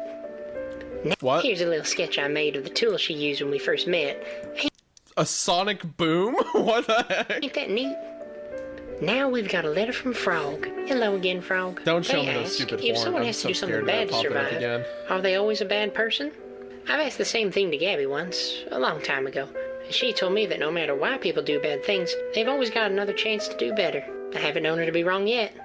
Now we have one more letter Unless here I'm from right Changeling about Arts, who asks, Jonas Dad. how does Francis feel about his new pal there? Wait, who are you talking to? How long have you been...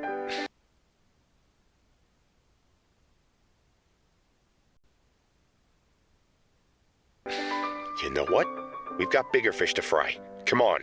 Oh, well, keep writing in, y'all. Gabby loves to hear you call. Goodbye. Great.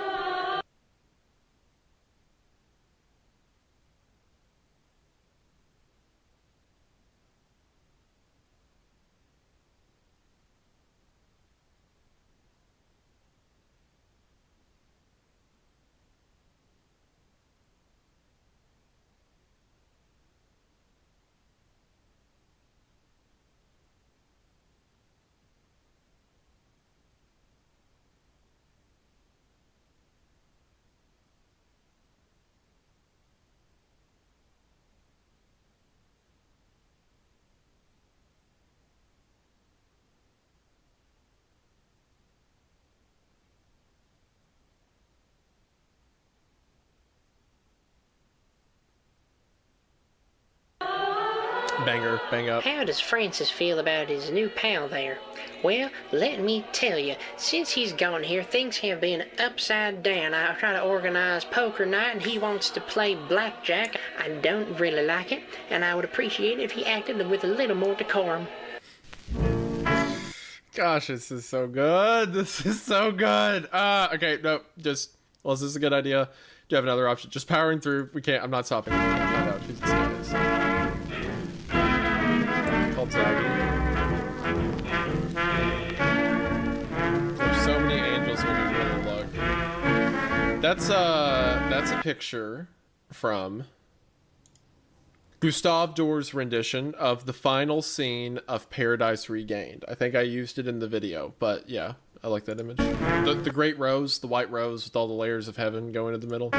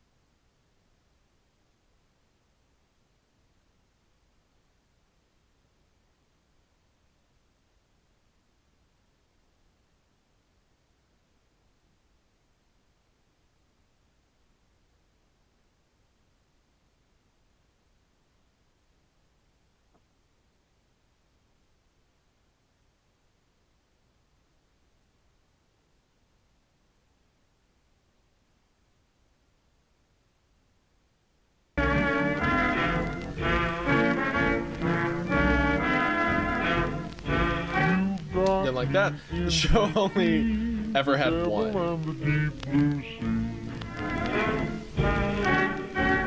don't know who he is. Wait, is that the back of the box? I don't think I can make any of that out, but yeah, no. I don't know who he is, but I do know that he's serious. Before then, she was always answering her call. Oh, I'm not really supposed to. Sure, but this is an exception. I think Gabby still likes to try to have a lesson. Teamwork, diligence, Proverbs 27:17. Work with that. Well, in that case, I have some documents that may help. I don't. Iron sharpeneth iron, so a man sharpeneth the countenance of his friend. Yeah, that's the verse that just means, like, if you're around good people, you'll become better, and vice versa. To try to have a lesson? Help your friends. Teamwork, diligence, Proverbs 27:17. Work with that. Well, in that case, I have some documents that may help.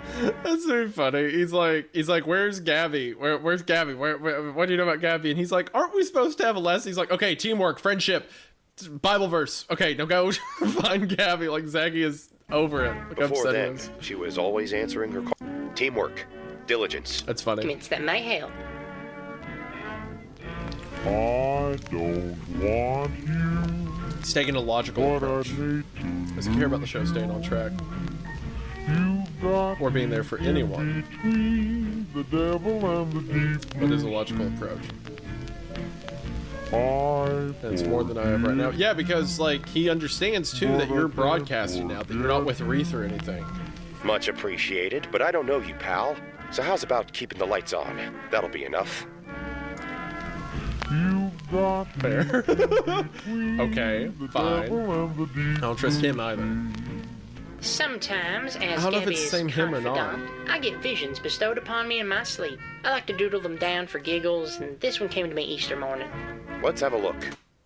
Sometimes I'm asleep and I see the visions of the grand hellfire and the creatures therein. And you said that was the first morning she didn't? Well...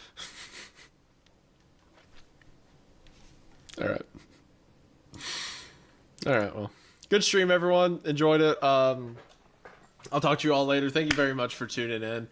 That was fun. It was fun. It's a shame the Angel Hair ended abruptly on that random episode that, you know, didn't really have a conclusion or anything like that, but I liked it up until then. So yeah, it was cool. Check me out on the main channel. New stuff coming your way. There's also, like I said, my wife will be streaming later today, so go sub to her. Thank you for everyone for tuning in. Thank you to everyone who donated. Appreciate it. I'll talk to you later. Bye. And yep. Yeah. I want to keep going off of that. I don't want to. I want to do it. Well, ain't this bupkis? You'd think a kid's flick would keep it simple. Is this the only style you know? I'm not sure what you mean, Angel Zaggy. That's just exactly as I saw it. Would you stop calling me Zaggy? She's gotta be so darn traditional. Hey, Pally, I can only get so much done with 8 fingers and a tail. This'll be a lot easier in a setting with more depth. Another setting? So be straight with me. Can you put anything on the air? I should hate you. Once we leave the show empty, turn it off. Find Gabby. You've got me in between. Tell me what to do. The devil and the deep blue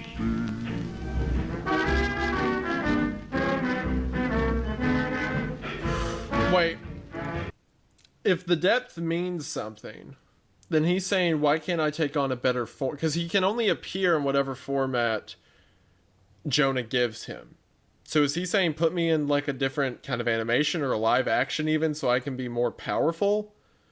And if that's the case, I don't know if we can trust Gabby. I don't know if we can trust Zaggy. I don't know who we can trust, but no matter what it takes, it'll be worth it, right?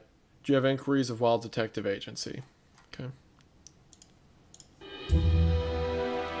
He's not from Angel here. Not originally. I'm past asking if this is smart. What? Give me directions. What do you want? Somewhere to go.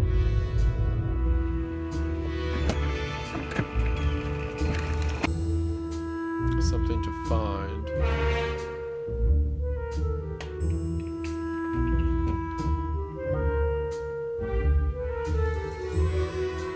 This isn't a church? Old church? Like library? I've had many names. What does it matter? What would my name mean to you? Yet, I have told you, we are partners. Tonight, our partnership will be consummated. I will show you how strongly it can be welded. Wild hair? It's older than angel hair.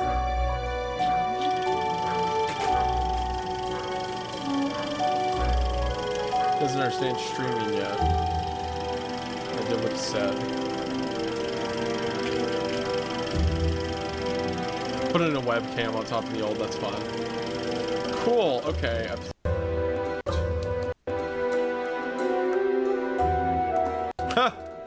Tell me that's a new client. Francine, this is Francis. Of course, That's fun! This is so much fun! He changes the style so the characters transition over to the earlier art form. That's so cool! That's such a neat... You don't get that anywhere else. That's so fun. Look at Francis. I remember you. Miss Franny. Don't overdo it on the mints this time, hun. Franny, we're in a bit of a... Yeah, always a dame that needs saving. I'll make sure you're not disturbed. This is not like her show. It isn't cozy or safe. Old detective serials. These aren't my memories. Well, yeah, because you didn't watch the show or my friends. Yeah, they're looking for Gabby. That's what he asked for. Give me those documents again, Chief. I'm gonna beat up Jonah. I don't care what he wants. That's more like it. Starlet finds a new stage, facing grueling new demands. Can she handle the glamour of a life among the stars? Only time will tell. And this version makes sense to you? I don't care if I cause this. At least we know she's still out there. Of course she is, silly. Angels can't die. Just need to fix it. So what does it mean, detective? Let's think. All the clues have to be here. It's how the show works. Ray said, oh no, don't be a VTuber. Finds a new stage. So she went to a new show. Is she coming back? Why? The show may change, but she's the same. Know how to find her. Yes, that was a splendid beginning to our partnership. A very well-handled job, and profitable for you. My hand. Take it to bind our pact. Come, take my hand and place it on your heart. I don't like whatever that means, who he's talking to there or whatever, but I love the idea that it can go from different art styles, different areas, stuff like that. Getting the cold shoulders is enough information for the last leg of our journey.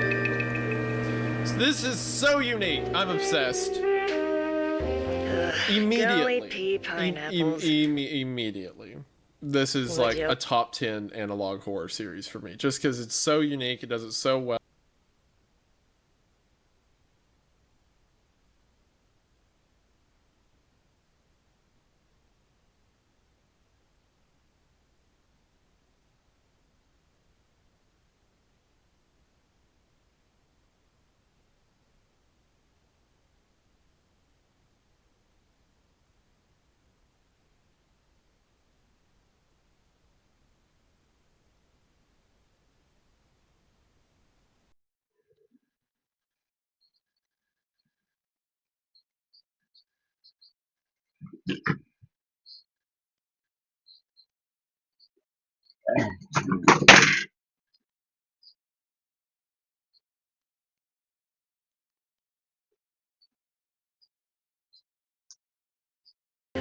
Immediately. Golly pea pineapples. Immediately.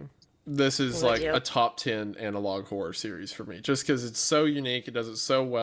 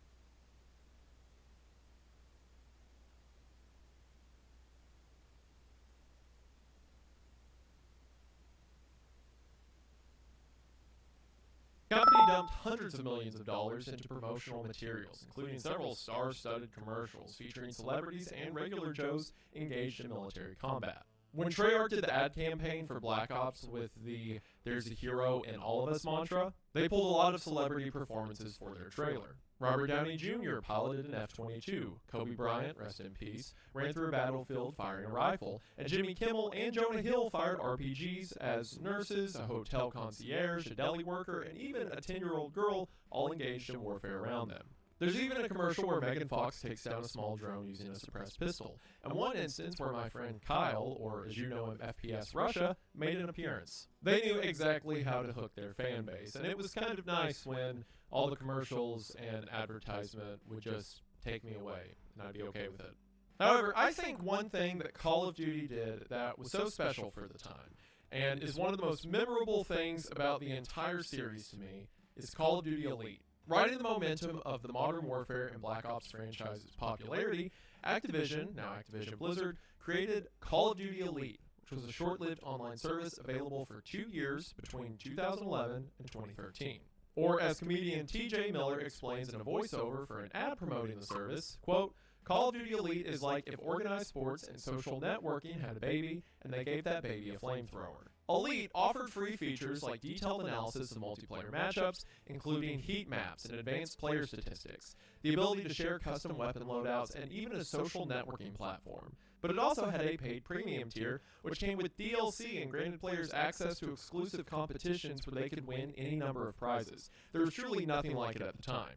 These tournaments were really cool, so anyone who had the Elite Premium membership, for one, they also got access to like DLCs and in-game bonuses, like custom skins and stuff like that. But they would also have these rolling tournaments, so every week or every other week, there would be a tournament around a specific game mode, like Capture the Flag or Domination. And anyone who signed up for the tournament and then just went to Modern Warfare 3, at least when I was playing it was Modern Warfare 3. I think one of the Treyarch entries was involved with Elite as well. But again, Modern Warfare 3 was the main one I remember. After you register, you just go play Modern Warfare 3, play that game mode, and all of your stats would go automatically over to the Elite leaderboard. So then when the timer on the tournament was up, they would deal out prizes based on whoever got the highest scores on the leaderboard. And some of these prizes were really cool. A lot of the time it would be like in-game stuff or maybe a poster or something. But I remember one time, like one of the first tournaments I played, the deal was like you got a skateboard and a helmet and like a little like a tiny half pipe or something like that. And I didn't even skate, but I really wanted the Call of Duty skateboard. And I probably placed like 2,000 or something. I wasn't even close. But it was really cool at the time. I'm also pretty sure some of the Jeeps, or at least some additional Jeeps, were part of the rewards for these Elite tournaments. It was a huge deal, and again, I don't remember anything like that existing around then. It was very innovative for 2011.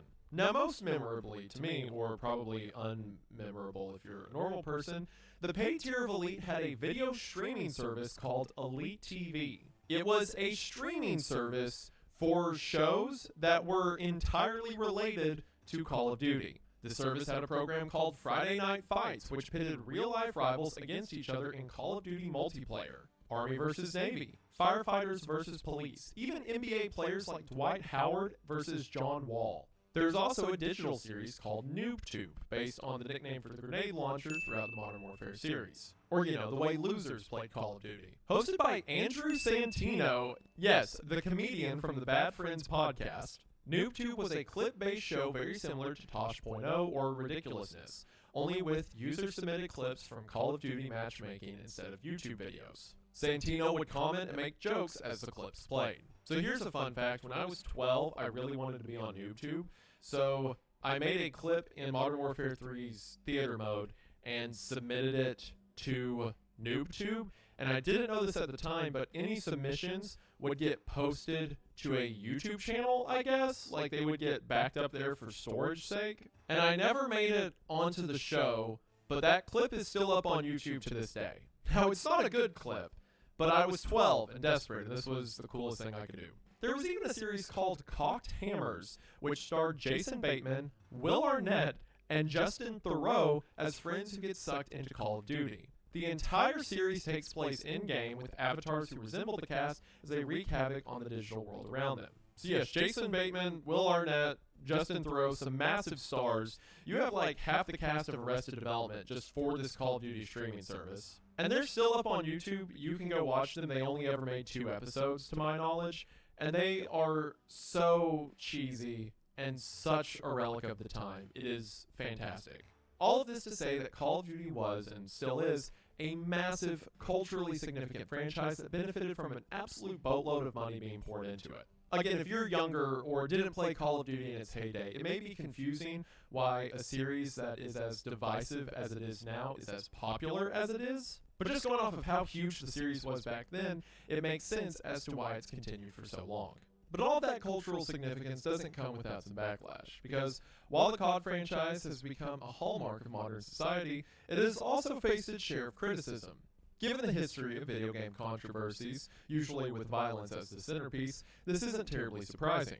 After all, video games have been accused of being unnecessarily violent since as early as 1976. The game Death Race, a coin-operated arcade game found in amusement parks, had players controlling a car to run over gremlins, which basically just look like human stick figures. The game attracted the outrage of the National Safety Council, with some demanding it to be removed from parks. But I'm sure, as many of you know, the most famous video game controversy came in 1992 with Mortal Kombat. With graphic, photorealistic for the time, player-controlled characters ripping out each other's backbones, snatching body parts out of faces, and so forth, the furrow over Mortal Kombat's fatalities was intense. The outrage even led to Senate hearings, led by Joe Lieberman and Herb Kohl, who discussed games like Mortal Kombat and what they viewed as potentially damaging effects on children and adolescents. The release of more controversial titles like Wolfenstein and Doom, which were some of the earliest first-person shooters, fully put the player in the perspective of the character on screen, making the violence feel more immersive and personal than ever before. I know what you're seeing on screen is incredibly tame compared to what we have now, but this was a big deal at the time. The outcry from these games became so extreme that the games industry decided to regulate itself by implementing the ESRB, or Entertainment Software Rating Board. The ESRB, or ESRB as I called it as a kid, which still exists today, uses a content rating similar to the MPA, formerly known as the MPAA, which assigns ratings to theatrical movies. Despite this self-regulation, the controversies continued. There was the 1998 release of Grand Theft Auto, which set the precedent for every GTA that would come afterwards to anger parents who didn't want their children doing things like killing prostitutes, stealing cars, shooting at the police. Which, you know, seems ridiculous to me. You don't know what your child is. You don't know what they're going to be one day. You don't know what skills they're going to need to have. Just let them figure out their own path. But things took an especially dark turn in 1999 when 2 seniors at Columbine High School, I swear this is going somewhere, at Columbine High School in Colorado opened fire on classmates, killing 12 people, injuring 23 others, and perhaps spawning a new, continuing wave of similar violent incidents around the United States for decades to come. As authorities investigated the shooter's background, they found, among other things, that the teens had created several custom levels in Doom and Duke Nukem meant to mimic the layout of their school. This poured kerosene on the already hot subject of video game violence across the country, with some people discussing outright bans of such games. Several of the Columbine victims' families filed a federal lawsuit against 25 different media companies, including game developers, for their role in the death of the victims. While the suit was dismissed years later, the conversations continued. And as technology continues to advance, a lot of people wonder if the rise in graphics and alternate reality or VR games may contribute in a higher level of violence as people play violent games in these settings. And with that setting in mind, we of course go to Call of Duty 4 Modern Warfare. The first Modern Warfare title was developed by Infinity Ward and published by Activision, and was released in 2007 for Xbox 360, the PlayStation 3, and the PC. Modern Warfare was a notable departure from the franchise's usual World War II setting. The game was a breakout success, winning multiple Game of the Year awards and selling 7 million copies in the first 3 months alone. And most importantly, of course, it was really cool. But Modern Warfare certainly has had a role to play in the conversation of video game violence, probably due to its size and presence. One of the first levels of Modern Warfare 1, the Coup, specifically level 3, the same level that takes the player through the opening credits, is a largely cinematic experience in which the player controls the president of Saudi Arabia, who is captured by opposing forces during a coup. In the level, you watch through the president's POV as his supporters are executed by opposition forces in the middle of the street. At the very end of this level, you, the player, playing as President Al-Fulani, is executed on international television by these forces. Now, I would argue that this highly impactful moment was important for the story and the development of video games as a genre, and impactful to a lot of young people when it comes to like how violence can be used as an effective medium in storytelling. But parents didn't care about that. They just cared because, you know, gross. That wasn't even the only controversial thing in the first Modern Warfare. I remember the nuke segment in Shock and Awe and Aftermath getting a ton of heat. I think I even remember people getting upset about the mission where Captain Price goes to shoot Zakhaev back in Chernobyl, all gillied up. Because it was like the use of assassination, or like the fact that they were going to assassinate instead of being in an open conflict, that made people mad. It's so interesting because like old World War II games never got this criticism, but as soon as you bring it into the modern age and the characters you're playing as start using guns that the people on the news have, everyone gets afraid. It's like when it's old, when it's World War II, they're able to disconnect in their mind warfare then and warfare now, but as soon as what they're looking at in the video game looks like the same thing they look at on the news, it's hands off. Call of Duty kept up this trend. 1 year later, in Call of Duty World at War, there's a sequence where the player has to shoot a group of unarmed enemy soldiers to complete an objective. Or at least that's how most people saw it. It's during the mission Eviction. I'm pretty sure if you just walk up to them, the other Russians will kill them. Alternatively, you can light them on fire. However, after World at War, Infinity Ward was back at the helm, ready to make Modern Warfare 2, and it seemed that playing as the president of Saudi Arabia and being executed on international television wasn't enough for them, so they of course had to do the most controversial thing Call of Duty has ever been a part of. You know it, No Russian. No Russian takes place in a fictional airport in Moscow, Russia, the airport itself being named the Zakhaev International Airport based on the villain from the first game, where the player, an undercover CIA agent, helps several Russian gunmen massacre dozens of civilians at the airport. The attack is meant to appear as if carried out by Americans, so as the level begins and the player character rides up an elevator with the other gunmen, the game's antagonist, Vladimir Makarov, says, "Remember, no Russian," a step in executing a false flag on the United States. The elevator doors open and the Russians step out, opening fire on innocent civilians. Using machine guns, rifles, and grenades, people run, hide, and scream. It all feels very real, and although a small handful of security and police fire back, they're no match for your powerful weaponry. It's a massacre. All the while, some people cower in corners, others try to drag their wounded friends to safety, only to be met by a hell of gunfire. As the player, you wield a light machine gun and are encouraged to, quote, follow Makarov's lead, but otherwise are given no other instruction. After going through the terminal and slaughtering a countless number of innocents, the crew makes it to an ambulance at the loading docks at the far end of the airport. Before the van can take off, however, Makarov shoots you in the chest, revealing that he knew you were an undercover American the whole time. Your dead body will further fuel the notion that the United States was indeed behind this attack, playing right into the villain's hand and launching the world into World War III. Now, in my Modern Warfare retrospective, I talk about how I think this level is very important. It does justice to a touchy subject, it is a powerful motivator for the rest of the events of the trilogy. But to parents who were afraid of their kid getting access to a game that contained blood or words like damn, and associated video games with events like Columbine, this might as well have been the Antichrist. Something you may not know is that while the level's content might have caused controversy, even if it had been revealed at launch, the issue was further exacerbated by the fact that gameplay video of only this level leaked onto several sites ahead of time, including on YouTube and a user-submitted section of CNN's website. So people saw No Russian before Modern Warfare 2 even came out. This stirred conversation and speculation on the level, and the game as a whole. A full month before the game's official release, with most gaming publications running stories on the footage and many traditional news outlets covering it as well. I have distinct memories of thinking it was really cool to see Call of Duty on the news stations my dad watched, only to immediately get berated about how violent and awful Call of Duty is. That's what I get for being happy.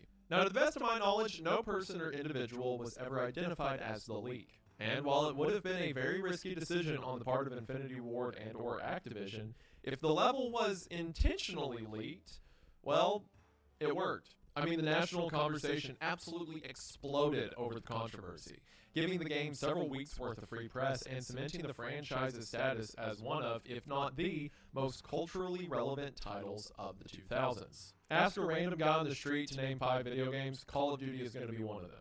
And I guarantee you it wasn't that way before 2009. If they did leak it, I mean, it would make sense. Other than the free press, I'm sure a lot of people who weren't familiar with the series wanted to buy the game just to see what the context of that level could possibly be. Especially since Call of Duty at the time was exclusively associated as a military game. Within hours of the leak, Activision confirmed that the footage was in fact legit, adding credibility to the theories that they allowed the leak in the first place. Hey, Activision, we saw the leak and we just wanted to know if the airport terrorist attack is legit. Yes. Oh, okay. Is there anything else you want to tell us about? Goodbye. But would a publisher ever do something like that? Well, it's certainly possible. I mean, for example, I mentioned Grand Theft Auto earlier. And as far as mainstream games go, it's probably the most controversial of all time. And it sits at the top of numerous record books in every category. The fact that Activision had a response ready to go, ran a ton of trailers that played a lot of no Russian footage, and benefited immensely from the publicity makes it seem possible. Now, what were some of the controversies that no Russian brought about? Well, if you want to know what the agencies that pay for and cover forever wars do when you start to imply that innocent people may get caught up in those wars on occasion, to give a short list, The Mirror accused the game of making light of terrorist atrocities, which I would argue was doing the opposite, but whatever. And if you think it was bad in a media sense, it was even worse internally. The internal development team seemed to be just as, if not more, divided on the inclusion of no Russian. The level polarized the studio, with the team split on their feelings regarding how far was too far. Some wanted the player to play as a police officer attempting to stop the carnage. And Mohammed Alavi, the level's primary designer, said that initially the player was supposed to take out Makarov and the other gunmen before engaging in a firefight with armed soldiers in the airport. But according to Alavi, this made the level feel just like a typical Call of Duty mission, cheapening the message and making the whole thing feel gimmicky. I mean, if you're going to make a level that deals with something as serious as a terrorist attack, then it's a little disingenuous to have your player character swoop in and save the day. Then you're not making a story about a terrorist attack, you're making it about a hero fantasy that uses a terrorist attack as a set piece. It's also just kind of cool from a Call of Duty storyline perspective that the biggest villain or most remembered villain from the franchise, Makarov, was originally intended to die here, but because of how they rewrote the level, he continued to be an antagonist through the rest of the game and into Modern Warfare 3. And I'm sure their idea to have the players stop Makarov in this mission was very early on in development before they built out Makarov's character too much. But regardless, it's interesting that the level that introduced players to Makarov and established his evil throughout the rest of the franchise was also the level that the rewriting of it coincidentally allowed him to exist in the first place, at least as we know him. To make the level truly impactful, the developers had to innovate in how they built it out, taking a different approach than they would for a typical mission. For the NPCs, the devs needed to motion capture specific movements, including the civilians hiding and running in fear. Many of the motion cap and voiceover actors actually broke down in tears while recording their lines. And there was also the brutal decision to limit the player's movement speed to that of a slow walk. As I'm sure many of you who played the game remember, at least in the first segment where you're actually walking through the airport, sprinting in no Russian is disabled, forcing the player to follow the terrorists at an agonizingly steady pace while the massacre unfolds. And since the dev team abandoned their initial plans to make the massacre merely part of a standard mission, and instead leaned into the concept, making the carnage take place across the entire length of the airport, that slow pace is even more painful than it otherwise could have been. Even individually, some of the developers were conflicted, going back and forth on how to handle the mission. Artly Joel Emsley initially pulled back on the amount of blood coming from the civilians, until his wife called out the decision, telling him it was a cop-out. Now that right there, that is a good woman. And not just to say, haha, more blood. Like I said, if you are making something that relates to real-world tragedies, don't pull your punches. If you have something to say it, because any amount that you do to lessen the impact of it lessens the statement you're making about real-world violence. And you can even lessen it to a degree, like if they made the hero come in and save the day and everyone who died was just like pixels on a screen rather than something that felt like tangible pain, then you're making a joke out of something that matters. When it came time to QA test the game, multiple industry veterans who were brought in to play test the game simply refused to even play no Russian. When presented with the level, they reportedly put down the controller on the table and walked out of the room. Developer estimates stated that about half of their QA testers chose not to fire a single shot during the level. Okay, I was gonna make a joke about how goofy it is for the initial QA testers to like pause the game and set down the controller because they refuse to play. But realistically, do you see how cool of a dynamic they've created? They have made a level so divisive that you have some people probably who play it normally, you have some people who walk through but refuse to participate, only witness, and you have some that won't even bear witness. All in a fictionalized event that you've put in a Call of Duty game. If you ever have a reaction that varied to something you make, you are on the right path. I think now, especially with video games, we're so kind of calloused to pretty much anything you could put into a game. But at the time when there was still conversation about controversies and games being too violent, there's this window of opportunity where you could do something special with it. You could tell engaging stories that went there, that went too far in some cases. And Call of Duty certainly did that. And despite, again, where the series has gone now, I think it's certainly earned its place for a while. There's a reason that Modern Warfare was as beloved as it is. In regions outside the US and the UK, various bans and modifications were made to the game as a result of the level. In Russia, for example, Modern Warfare itself was supposedly facing a partial ban, but Activision removed the level entirely to avoid further issue. Which I guess in that game, if you don't even have access to know Russian, it's just like, we've got to go get Makarov, and then the next level stops, and it's like, Makarov has killed hundreds, and you're like, what? In Germany and Japan, to comply with local censorship laws and regulations, the player wasn't allowed to shoot civilians or the game would end. And despite how horrifying and tragic No Russian was for some, the devs did seem to do their due diligence to reduce the amount of harm that came from it. First of all, players could opt out of the mission entirely, with a content warning at the start of the level that informed them that they could skip the mission at any time without penalty. There's also the option to skip the mission immediately before starting it, which I also can't explain to you how insane that was to play like a mainstream video game for the first time, and a menu comes up that says what you are about to see is incredibly graphic, disturbing, do you want to skip? I feel like a lot of games, even Call of Duty, have recycled that afterwards to lesser effect, but man, did it hit the first time you saw it. And aside from the objective to follow Makarov's lead, at no point were players instructed to do anything, let alone shoot civilians, even in the game markets where this was allowed. You could complete the mission without firing a single shot and without killing anyone. Granted, the end of the mission where the police are attacking would be more difficult to do unless you shot them, but if you just threw flashbangs and ran down the right side, you'd probably be fine. And also to make sure that no one lost out on the game other than story elements if they didn't want to play No Russian, there were no trophies or achievements associated with the level. Which brings up a couple points. What would you call the achievement for beating that level?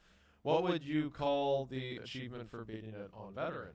Call of Duty always has cutesy names for their achievements. Why not this one? Also, could you imagine if they did put an achievement there and you were some kid who, like, their mom said don't play the airport mission, and you, like, get achievements through the whole game, but there's just that locked one staring at you, laughing. Now, a lot of what made No Russian so controversial was the general perception of video games at the time. Although plenty of games already contain deep, meaningful story arcs and mature themes, the general public largely considered them to be something for children, or at best, mindless entertainment. Most people at the time wouldn't have thought twice about a film or TV show depicting a terrorist attack on civilians, but partly due to the perception of what a video game should be, such a depiction was considered by many to be out of bounds. To them, Call of Duty wasn't the right place for thought-provoking points of view or challenging narratives. But in an interesting turn of events, it was actually this very controversy that forced the non-gaming public to start seeing games as more than just a pastime for children. The conversation about what games are and what they're supposed to be finally recognized that, as a medium for entertainment, games were on the same level as traditional media like film and television. And to clarify, I'm not saying that Modern Warfare 2 was the first game to be mature or anything, but to a lot of adults who had no interest in video games up until then, this was the first thing they saw to make them think of video games as something more than just Mario or Donkey Kong. No longer were games just a mind-numbing way for teenagers to pass the time, they now had the potential to serve as a true art form, where narratives had the ability to change players' perceptions on real-world issues, immersing you in the perspective of somebody else unlike any other form of entertainment. Because of this, many call No Russian a watershed moment for games, or at least the public perception of them. Now, given their success with telling stories and shaping narratives, it shouldn't surprise anyone that the rise of video games has also garnered the attention of good old Uncle Sam. aside from, wanting to ban things. After all, the United States government is no stranger to using entertainment media to influence the masses. Over the decades, they have worked hand in hand with Hollywood, placing ads on television and collaborating with movie studios to craft messaging that fits their recruiting objectives, tactical pursuits, and much more. Which explains why three-letter agencies like the DoD and America's military would have great interest in using games to reach the masses and spread their messaging. After all, gaming revenue dwarfs that of the film industry. It's not even close. In 2022, for example, the theatrical box office brought in $26 billion across all films. That's pretty huge, right? In 1 year, one industry brought in $26 billion, right? That same year, 2022, the video game industry brought in $189 billion. Or in other words, over 7 times the amount of revenue that all of film brought in. And sure, while that number doesn't factor into home video and merchandising for these films, you can see why the U.S. military-industrial complex has been so eager to use the massive reach of the gaming industry for its purposes. I mean, if we know the military and government are as involved with movies as they are, why would they not be involved in an industry that is 7 times that of movies? But is there any credibility to the idea of video games and the government or Department of Defense working together? Well, in the mid-90s, the United States Marine Corps modified a copy of Doom 2, which they called Marine Doom, to use as a training simulator. Simulator replaced the original assets and environments from the game in order to reflect more realistic wartime scenarios, and was meant to enhance the tactical decision-making and coordination amongst fire teams in the field. By 2002, the U.S. Army had developed a war game sim literally called America's Army, which was available on Windows, Mac OS, Xbox, PlayStation, and would even become available on Android and iOS as a mobile game. The purpose of America's Army was twofold. The first was to give active military members basic training in weapons, tactical mission simulation, and team coordination, as well as situational awareness and decision-making. The second was to use the game as a recruitment tool and to build favorable PR with the general public. New and prospective recruits could also play the game before they enlisted, bridging the gap between civilian life and life in the Army. Then there was Full Spectrum Warrior, released in 2004. The game was originally intended solely for training purposes, but was later adapted for a commercial audience. As with America's Army, Full Spectrum Warrior doubled as a PR effort for the U.S. military to gain favor with Americans and was considered a commercial success, selling over 1 million units across console and PC in just 2 years. It was positively reviewed and even received the Interactive Achievement Award for Innovation. So we know that in the early 2000s, the government was making video games for the purpose of training and straight-up enlistment propaganda. So I'm sure after those were wildly successful, they just decided to quit doing it, right? They definitely didn't pour their funding into industries that were already doing it in order to accomplish the same thing only secretly, right? Perhaps what's most interesting about Full Spectrum Warrior is that it was co-produced by something called the USC Institute for Creative Technologies. But what was perhaps the most interesting about Full Spectrum Warrior is that it was co-produced by something called the USC Institute for Creative Technologies at the University of Southern California. Established in 1999, the ICT is a research center funded by the U.S. Army to develop VR, computer-based graphics, and artificial intelligence specifically to train and educate military personnel. So we have the company that is funded by the government, and that company makes video games that go to help the government and encourage support and enlistment in the government. But the relationship between the military and games doesn't end there. The use of Xbox controllers, for example, is fairly prevalent throughout the American military and its allies. The Navy has been using these controllers to work critical parts of its submarines for years. Its soldiers in the Army have been photographed with the controllers strapped to their bodies, amongst a bundle of tactical gear, as they operate unmanned ground vehicles and even drones. And this isn't likely a coincidence, given how familiar a large portion of the service members should be with these controllers. In a sense, they've been training for this all their lives. That one I think is pretty cool, and it seems intuitive. I've been playing on video games my entire life, so it would be nice if I was doing a job that was literally life or death and needed a controller, they would give me the same controller that I've been using for decades. But for this